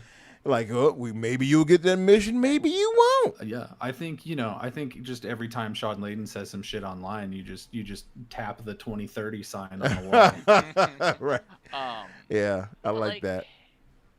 Yeah, I feel that if there was a time for Xbox to come back and compete, they have set the ground completely to make it not only possible, but viable. Mm-hmm. Right? For sure. Like, I don't think that there was a reality where even if Phil and Sarah were allowed to make these choices, that people, like, if the exact same things had happened this year, except instead of it being Asha announcing them, that Phil and Sarah, I don't think people would be reacting in the same exactly positive way. Mm-hmm. Because it's more them fucking up their mistakes rather than someone else new coming and fixing the fuck ups she wasn't responsible for. I think that's a big part of this that can't be overlooked, is that, like, even if maybe they were better at the job than she ever will be. Mm-hmm. Cause, like, I don't know how good she's gonna turn out. But like, maybe, even if we assume that they were better, I don't think there was a reality where they could come back from how upset people were. Yeah. No, man. If a guy shoots you and then he goes, "Oh shit, sorry," and stitches you up, it's not the same as when a doctor does it. Like, you're gonna be looking at him sideways. Let me read a few of these and then we'll get out of here. It says, Assassin says, "Hey, don't let me in with those fanboys. LOL. I'm advocating for Xbox to cancel Halo and Fable coming to PlayStation. Matter of fact, to that point, I strongly. They should probably do Fable. I agree. Fable shouldn't go over. I don't think Fable should even go over. I think Fable, Halo, and Gears shouldn't stay Gears on and Xbox. Fable shouldn't. And those are the questions that I'm hoping to get answered in June. 100%. And if she actually, by the way, if she actually says those are going exclusive at that showcase, that audience is going to blow up. Like, they might just combust. Not only is it going to blow up, I'll say it right now, I will give away a 3-month Game Pass Ultimate gift card. If she let's make it a thing for the show. We'll do it for the show. I'm making this a thing for the show. I'm making this a thing for the show. Yeah, let's do it for a giveaway. So, if she does if she does Fable, if she says any one of these, it just has to be one. Fable, Forza, Halo, or Gears. Well, Gears wasn't announced. I'm not going to count. Well, E-Day, they haven't said one way yet, right? They haven't said one way or another for E-Day yet. Yeah, they haven't said one way or another for E-Day. Yeah. We assume because of Reloaded. But, right. If she says anything about exclusivity with them, I'll give away. I'll tell you what. If it's Gears, because Gears hasn't been announced, it's a 1-month card. The other ones, 3-month cards. Okay, sounds good. I'm only doing one. I'm only doing. I can only afford to do one. Hey, listen, get what you can. Any one of those, and you get an automatic bingo. There you go. I will give it away because, and I always like to celebrate things. Before it was if they ever announce Final Fantasy, I would give away stuff. Sure. Took them long enough for that. Yeah, I actually don't necessarily expect her to say it at the showcase, being like, it's not coming to PlayStation. I think she'll just be like, exclusively to Xbox ecosystem or whatever, or like it'll just have the Xbox logos, and then some dickhead interviewer will be like, so when you come in, she'll be like, it isn't actually. So when is it coming to PlayStation? I'm gonna add the asterisk. I will include any interview that happens within a week of the show. I'll throw out the thing they Fair could and just do. of you. I know exactly enough, what they could do with the show, and I said this actually the other day. You announce the game that's about to be shown, exclusive. Bring that back, that sound, and show the game, and let it be Gears, let it be Halo. The audience is going to lose their shit. Flat out. The Crash Bandicoot costume to PlayStation headquarters, and you grab all of the copies of Halo and Gears out of the bit. You send him as a Trojan horse. But let me read a few of these before we go. I want to quickly. Forza's probably not right though. Forza's likely going to stay multiplayer, multi-plat rather. I think it is. I think certain games make sense. Forza. Right, but Forza makes sense to keep multi-plat. I think I've even said if you gave the multiplayer portion of Gears and Halo to PlayStation, I think that could even work, but not the campaign, right? And you can only get the campaign on Xbox and PC, or at least Xbox, and just give the multiplayer portions to PlayStation. That could work too. But let me read a few of these so we can get out of here. Ron Slusher says, I don't know why PlayStation dudes are upset at Xbox making power moves. You know why, Ron. The fanboys on any side, they don't want the other side being aggressive and threatening the other side. They don't want to miss anything. Yeah, that too. Which is a fair feeling to have. Well, yeah. You don't want to miss games. True. But we can't really. People can't really afford both right now. I get it. Yeah, and I guess it comes out in the wrong way. Deal with that. It comes out in a negative way, obviously, right? But Sappho says they feel threatened. Let's face it, some of these media types are funded by Sony or by PlayStation. I agree with some of that. At least I think they have favoritism to them because of it. They're not paid. They're not paid. Well, we haven't proven it, but I wouldn't doubt it. I'll say that. Slow-mo says... provable, that'd be like a felony. Yeah, that would be funny. That'd be funny if it actually happened. Slow-mo says, I don't want to see a congrats from Asha for Saros. I want to see Asha tell people they should wait for Forza Horizon 6 instead and claim it's a better game. Hell yeah. Talk straight up. Talk shit. And you'll see people even what you share as Crusader, where Gene was like, bring back the console warring. Gene was going off today. Yeah. He was just like Asha should just come out and take all of the take a bunch of boxes that have fucking like a box art of Fable on them and just light them on fire. In a video. Pour some gasoline on them and light them up. I love Gene. Gene was going off the deep end today, and it was so funny. I saw a bunch of people bring back console warring. So Stomo says, imagine if Pepsi congratulated Coke on release of a new product. Exactly. That would never happen, and Coke definitely wouldn't do it for Pepsi either. It's different. Creatives, in all industries, do that though. Authors do it, game makers do it, TV film people do it. I think it's different for those though, right? They're not in direct competition. This is direct competition. No, I'm talking about authors and books, writers. They're not in competition against each other. But sure they are. They're a competition for people's time and money. Not really it's though. It's not different. It's not a zero-sum game when it comes to somebody writing. Slow-mo. It is not different. Yeah, when it comes to actual competitors as far as the gaming or teams, that's different. When it comes to somebody writing a book, people want to read through that and read through yours too. All right, it's not different for TV film though. And maybe for TV and film, I can give you like those people do there's a courtesy among creatives that does exist. Sure. That doesn't exist in food or cars or things like that. I agree with that. But I think most people would just want Xbox to be much more aggressive, and I agree. I completely agree with that. Yeah. Let me read a few more of this because we got to go. Because they want PlayStation to be the only place to play games. They want Xbox out of the business, says Genesis fan, which is why they keep saying Xbox is dead. Yeah, the narrative you keep hearing from a lot of the media, and I agree with you, Sappho. I think it is purposeful for some of them, and I think some of it's unconscious. Unconscious bias is what I'm talking about when I speak of Xbox tax.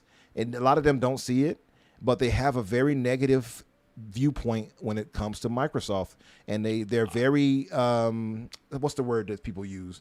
They're not disagree with that. They're not as courteous or at least generous in thought in how they present things from Xbox, right? It's something it's always some negative spin. I don't see them really do that to PlayStation. I don't see them do it to Nintendo that they definitely always do toward Xbox. Xbox did this, but it's always that, and I've seen it time and time again. or they'll rerun a negative something over and over and over and reshare it over and over. It's like, yeah, okay, we got it. The first 18 times you posted this, like how many times do you need that? And being honest, I've said this before. You will all remember. I said Xbox. If it had not been for Xbox, we wouldn't have nothing to talk about in gaming for the past 2 years. That's just a fact. And most of the news came from Xbox side of things because they were the movers and shakers. Good or bad. Right, and good or bad. And so now the media, because of that, had to say, okay, we got to spin good and bad off of this thing here. So some of it, I think, is because of their survivability. They need, like, what do we talk about? Oh, I know. Let's go to the old tried and true Xbox Doom, right? People, even the podcasters start doing it. So I think it's a thing. Assassin says, Asha says, before the show starts, all games from our first-party studios will be Xbox exclusives. Yeah, if she said that, again, audience blows up. It combusts. That outright it's not going to be true, though, because Call They of wouldn't Duty do that. Yeah, they wouldn't do that. Like, they absolutely can't say that. Legally, they can't say that. True. Call of Duty legally cannot be exclusive. But what they can do, again, for like, even for like E-Day, they never announced platforms for that. Yeah. Put exclusive and then show E-Day new trailer, gameplay, and all that. The audience is going to blow up right there on like, was it a terrorist attack? No. She just said exclusive. That was it. She just said the word exclusive. Right. Xbox, Joe. We've never seen such a phenomenon. Brett Brigham says, word on the street is that Xbox will also continue M&A. Now, they quite literally said it here in what we read. Brett. You can scroll up slightly. Yeah, It's in there somewhere. exactly. I read it a minute ago. So they definitely, we were hyped about that in the Discord earlier, too. Like, so look, I'm with you, Brett. WB Games, I've been wanting them to save WB for so long. I don't think it'll ever happen, obviously, but I've wanted them to grab what's the name, Rocksteady, for so long. I mean, they can't right now because they're being bought. Exactly. There's a single studio in existence that, like, because I don't want them purchasing anything else right now. Fucking really. Fix what you got and move, and then do stuff. However, if they can save BioWare from the Saudis and Jared Kushner, Oh my god. that would be pretty terrific. I'm willing to state that, yeah, okay. If you announce that tomorrow, I'm gonna be like, this is pretty swell. We're gonna be like, USA, USA. Save them from the UAE. If Microsoft is able to get BioWare and its IP, that's the important part at this point. Yeah. Away from that evil cabal, I swear on God, I'll get an Xbox tattoo. And not. I tell you what, I'll probably give away it if within this year, and I'm limiting it to this calendar year, but within this year, if BioWare is purchased by Xbox, I'll give away 6 months of Game Pass. Oh damn! Look, he's upping it up. You all hear that? I'll up that one. That just because that one's so unlikely. Yeah. I will do 6 months. I would love that. Slomo, you're right. BioWare isn't BioWare. That's why I'm saying they need the IP, so they That's can give true. it back to somebody who can maybe try and recapture some of that. Get them out of EA's way, where EA makes them reboot their game 3 times. Yeah. The last Dragon Age was rebooted 3 times, and then they had to pull in the Mass Effect team to make the actual good part of that game, which is the ending, which plays just like the suicide mission in Mass Effect. It did, yeah. The last part was the best great. part. Yeah. That mission was great. I think we all agreed too, because I know me and Slow-Mo and Lucius talked about that a lot. The third act was definitely the best. Like, if you tell me that last bit of the game is bad, I'm going to be underneath your bed. Mm-hmm. I'm going to be the monster under your bed. Like, someone just needs to take the time to rebuild BioWare and let them be BioWare. They still have some core staff that is, like, truly passionate and, like, BioWare original, and they could rehire. I was going to say they could rehire past people. Bring back, like, they Nara absolutely could. And a couple of the others that are not currently doing anything. But, like, Mike Gamble, who is running Mass Effect right now, is, like, one of the most Mass Effect people to ever Mass Effect. There's only, like, 2 or 3 other people that like, could do it better. And, like, even Casey Hudson, love him to death, made the series, made some great shit. He is responsible directly for the original atrocious ending and deserves to be credited with that original atrocious ending of 3. Like, I could do better. I'm so glad I played it after that happened and it was patched. Yes, truly. Be very happy if the first time you experienced Mass Effect 3 was the extended. I've heard Be nothing very but happy, 'cause it's negativity great. about it. That's all I've ever heard about that original ending. That's funny to me. Yeah. As it stands, I enjoy 3 because I didn't Just- experience that. Just like literally, someone needs to get them away from EA and build them back up to the kind of glory that they would be. And it would be a really big PR thing for Microsoft to do that, considering Microsoft kind of made, to an extent, somewhat made them what they are. I knew you were going to go with that. I agree. With They'll be on an partnering with them, with OG3 KOTOR on the X360. original Xbox, Yeah. with Jade Empire on the original Xbox, Yeah. and with Mass Effect 1. Being Microsoft exclusive. published that. Yeah, that's right. I agree with that. It would be nice for them to be the savior, so to speak. Again, big PR. That would be a big PR move. Be like, listen, Mm-hmm. we realize that things are bad, but we want to pull in one of our classic partners and build a future of stuff with them. Again, that would also like tie into their RPG stuff. But like, I know this episode's going. That would be I don't wanna get excellent. off. I mean, I don't think like- it'll ever happen, but that would be excellent though, because 6 months. yeah, that'll be something. I'll read the last parts and we'll get out of here. Slow-mo mentioned Expedition 33, Elden Ring, It Takes Two, Cyberpunk, Baldur's Gate 3, all great games that came out and could have been discussed more than it's dope. But let's get back to talking about Phil on Ozempic. Absolutely. I'm not allowing Cyberpunk to be in that list. You know what's funny? For some strange reason, Slow-mo, I had the same thought in my head. Like, I'm what not if allowing Cyberpunk to be in but- that list because when it No, came out, not it that. did not deserve. Not that. That- When he mentioned CD Projekt Red acquiring BioWare, I actually thought that yeah. for a second. Like, what if CG? In my head, I didn't say it out Nah. loud, but I was thinking, what if they got them and actually like tried to put some team members I would together? rather Larry and get Larry- them oh, anyway. yeah. CD I can see Larry. CD Go Projekt, Yeah, I they can still see need that. to figure out some of their own shit, as far as I'm concerned. Yeah. Yeah, I can see that too. And Brett, Sure, I'm but with the you on game that is- too. I'm with you on that like- too. They got Raven and Obsidian, who created the KOTOR games. You're right. Why don't they use them? They got Raven right now slaving as a damn Call of Duty machine, factory. It's unfortunate.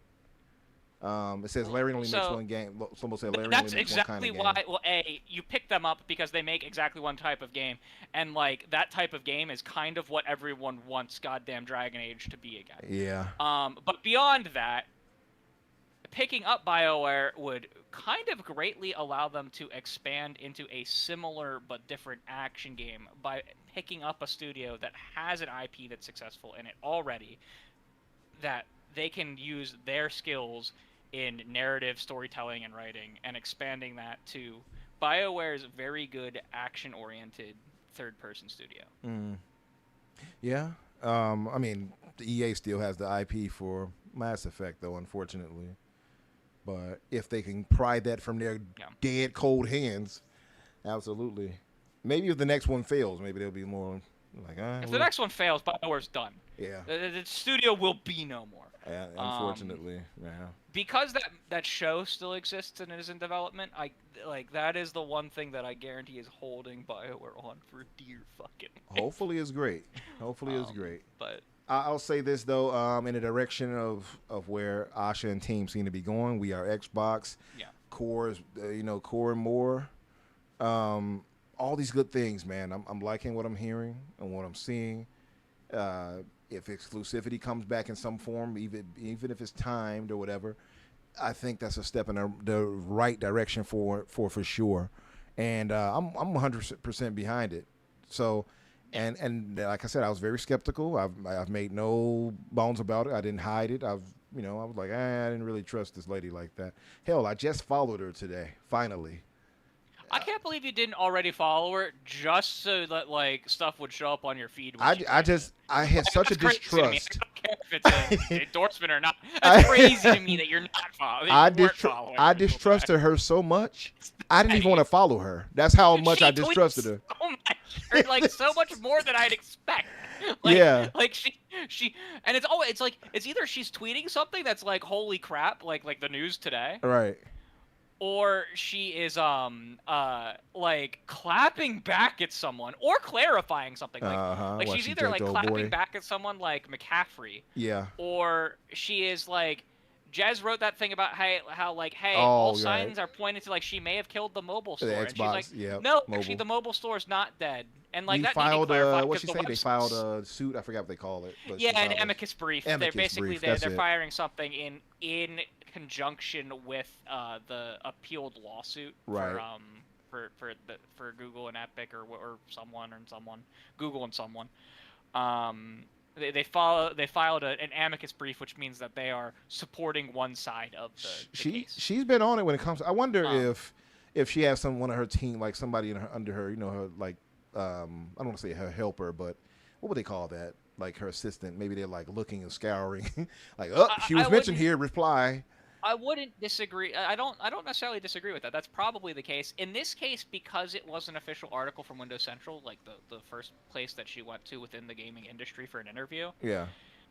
I find it very likely that they reached out for comment, and instead of actually giving Jez a return comment, she was just like, well, we'll let the article go up, and then I'll just respond to it politely and say that, like, no, this is not the case. Because this is what's happening. Because it wasn't like Jez was breaking a story. Right. It wasn't like he was reporting on something he had heard. Like literally, it was found by a very, very great data miner, API data miner for that mines Xboxes and Microsoft's. Right. It wasn't like he was out there throwing out FUD. It was something somebody actually data mined. He basically he came back and said, hey, this website hasn't been updated since May, and I don't know how long, but like it's been for at least a while now been coming up as a 404 page not found. Like the page doesn't exist anymore. Yeah. And so like it wasn't like she was clapping back at Jez, because Jez wasn't offering any of his. He was offering his opinion on like, yeah, it probably could be that she killed it. She's been stopping a lot of stuff that was unpopular or like didn't seem like it was going anywhere at Microsoft right now. But she came out and clarified and straightened it up. She came out and clarified it. Yeah. Like she was like people have been like she's clapping back at Jez. I'm like that's not. Definitively, there are other ones where you could say she's clapping back at someone, like with Sean Layden or something like that. I don't know, but like that one was genuinely her clarifying a position. Like there was nothing rude about that. There was nothing even remotely conceivable as rude. It was more like, hey, no, we are doing this. And I agree because I don't think she was. I understand why you think that we killed it. Yeah, and I don't think she has any negative feelings toward Jez. Yeah. I mean, she interviewed with him first, right? Well, and like evidently, from what I understand, like they have been like. Very when they ask for comment, they have been very good transparent. At giving comments right now. They've been very transparent. I don't think she had any. I don't think it was negative or anything. I see you saying there's sin, but I don't think that was the case. I mean, it may have come off like that, but I don't think that was her intent. Every time she responds, she's like, people are like, she's clapping back. I'm like, I don't really think that's the case. I genuinely think she wants to talk to some of these people and she wants to clarify, like genuinely clarify things. Yeah. Like. Michael says if Satya didn't kill Windows Phone, the store would have been out already. That's what I heard too, Mike. And I'll read this and we'll get out of here after this. Assassin, my good brother, drops another $10 donation. Thank you, brother. He says Activision could give Xbox exclusives. IW Spain's new RPG. Was that Infinity Ward? Did you talk about? Infinity Ward Spain's new RPG, Elsewhere's first game, bringing back Prototype, Blizzard's third-person shooter, StarCraft RPG, etc. Bring more value to Activision than just COD. I agree with you so much, and I've said that before. Why don't they use other titles to start? As a matter of fact, we had we had Morty who was passionately arguing about the Warcraft IP last week, saying that they should embrace that and push more for that. Him and Gamsley, and I agree with 100%. That. Yeah. I am gonna say that there is a lot of complications with anything that's under Activision and Blizzard, because Ubisoft technically owns the cloud rights to it. So if Ubisoft wants to license stuff to someone's cloud, Microsoft legally has to work with them to port it there. So if Ubisoft wants to license something to like PlayStation Premium because PlayStation wants it on their cloud, then from what I understand, Microsoft does have to work with them to port the game there because Ubisoft has the legal right to license stuff. So like there is some complication with stuff like that where it's like, is it even worth it for them to like when like they're gonna have to go through hassle to like support different stuff with different stuff to even deal with that and just not just put it everywhere. It's interesting you mentioned that because I was a point of contention actually in a discussion where Morty was saying that he believes Activision has some sort of publishing anonymity or something where they can do certain things, and I think you kind of touched on what he was thinking of. That's what it sounds like. No, So or at they, least they have some say on how something runs. I forgot how he was talking about it, but Ubisoft has all Activision, the rights to all of Activision's IP. If you go and read all the press announcements, it is yeah. for all of Activision. I don't know if it includes Blizzard. Oh, wait, Blizzard is a you good know what? question. I'm sorry. That's my fault. You're talking about Ubisoft. I'm thinking of ABK itself. Never mind. So Ubisoft has the rights to at least Activision stuff for cloud. It was sold to them as part of the to get the what it was The CMA. Yeah. So yeah, Yeah. in order to placate them, because their big thing was the cloud, they sold the rights of the cloud to at least Activision. I thought it was Activision and Blizzard. I'd have to go back, and it's been like 3 years. But the cloud rights were for everything. Call of Duty had the uniqueness in that it was 10 years of a 10 years of whatchamacallit, 10 years for Call of Duty, that it has to be everywhere. Right. That Which was is what I the was... other thing. It was 10 years of Call of Duty having to be on PlayStation and Nintendo. Like, that was the separate thing with Call of Duty. Yeah, which is what I was talking about earlier when I was saying that Yeah. the thought is after 10 years, could they, could they do something where they start bringing back some form of exclusivity or something for Xbox, like missions, in microtransactions, whatever, stuff like that. Diablo 4 was not on xCloud at launch. I don't know if it is now. I looked it up to be now. sure. It's still not on it. Nope. It's still not on it. Yeah, because there are things with Activision stuff where like they do have to work with Ubisoft and pay them a fee if they want to put it even on their own cloud service, because they do not own the direct rights to put it on their cloud service. Ubisoft makes money off of Call of Duty for being on Microsoft's cloud. That's how complicated the agreement is for a lot of Activision stuff. Yeah. So like there is a lot of complicated stuff with Activision and Blizzard stuff being exclusive. With how to what extent can it legally be? I see. That said, I still would agree, obviously, with Assassin's point on them 100% expanding. Agree Yeah, use the IP they got and stretch. It's the same thing we were talking about a moment ago when I'm mentioning the Coalition and them working on the titles they were working on before they were pushed back into the Gears factory. Let these teams make more IP. I really hope she embraces that and allows them to create, because I think Xbox, we don't want to. Obviously, they're past the just Gears, Halo, Forza thing now. They're past that, but I still think they're kind of limited in terms of making new industry like shaking games. Right? I think they'll make something that's cool, but I don't think it's something like, ooh, look at this brand new IP coming from Xbox. Right? Like they're missing that little bit of the formula. I think, you'll see sparks of it.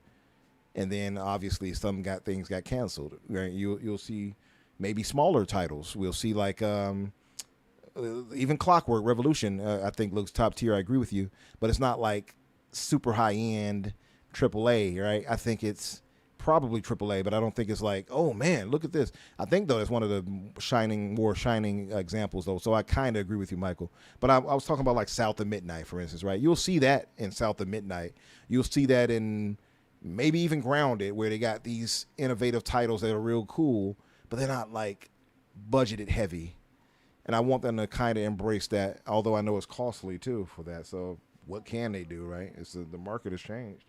That said, listen, we got to get out of here. Man, I want to thank you all for being here, holding us down. Thank you all for who have donated, be it Assassin, be it Slow Mo. Who else? I forgot who else donated, but you know who you are. Thank you. I appreciate you. I can't remember everyone. It's been a while. Who else? Let me look. Might as well shout you out. Relis, yes, thank you. Thank you all for being here, holding us down, man. We really appreciate it. What's up, Tony? Thank you all for coming through. We appreciate you. We're going to get out of here. Let me start with the old outros. Crusader, I'll start with you. Tell the good folks what you'll be up to and where they can find you. Yeah, you can find me on all my regular social media. Links are in the description.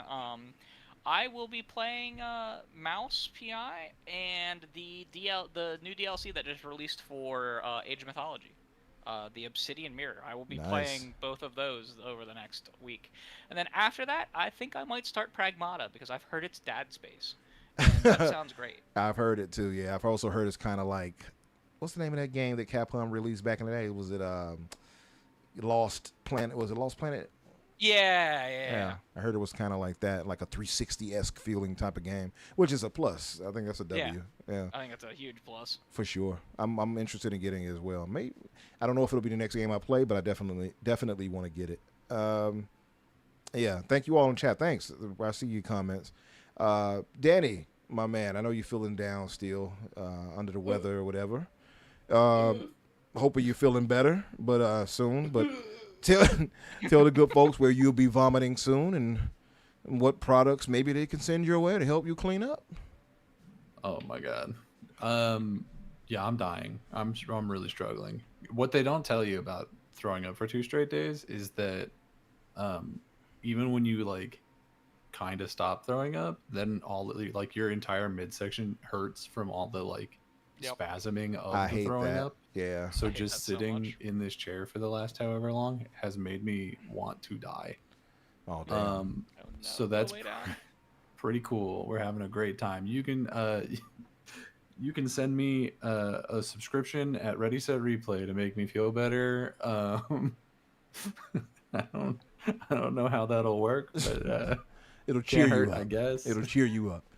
The links for everybody is inside the description, by the way, if he doesn't post it himself. But if you guys could go give him a subscription or subscribe to their channel, to Danny's channel over there. That's I don't know what I'm gonna be doing this week. I don't know what my week's gonna look like at this point. So we'll see what happens. Yeah. Hopefully you're feeling better by tomorrow after you get some rest and everything, and get some liquids in you to replenish your systems. Get some OJ, things of that nature. I hate that. I do hate that though, when you continuously, vomiting out and your stomach is just dry. Like, there was a point yesterday where I was trying to eat again, and I was so dehydrated that I was trying to eat crackers, and my mouth could not produce enough saliva to eat the cracker, and so like I had to eat my cracker with water. Yeah, to dip it like an Oreo. It was not possible. Otherwise, it was not going to happen. Sheesh, you had to dip it like an Oreo cookie. I mean, I should have. No, I just kind of like chewed it into a disgusting glue and then swallowed it with water. Oh damn. Sheesh. Yeah, man. Hopefully you feel better soon. You think that sounds like some type of flu or something you caught. I couldn't tell you. All I know is I'm dying. Sheesh.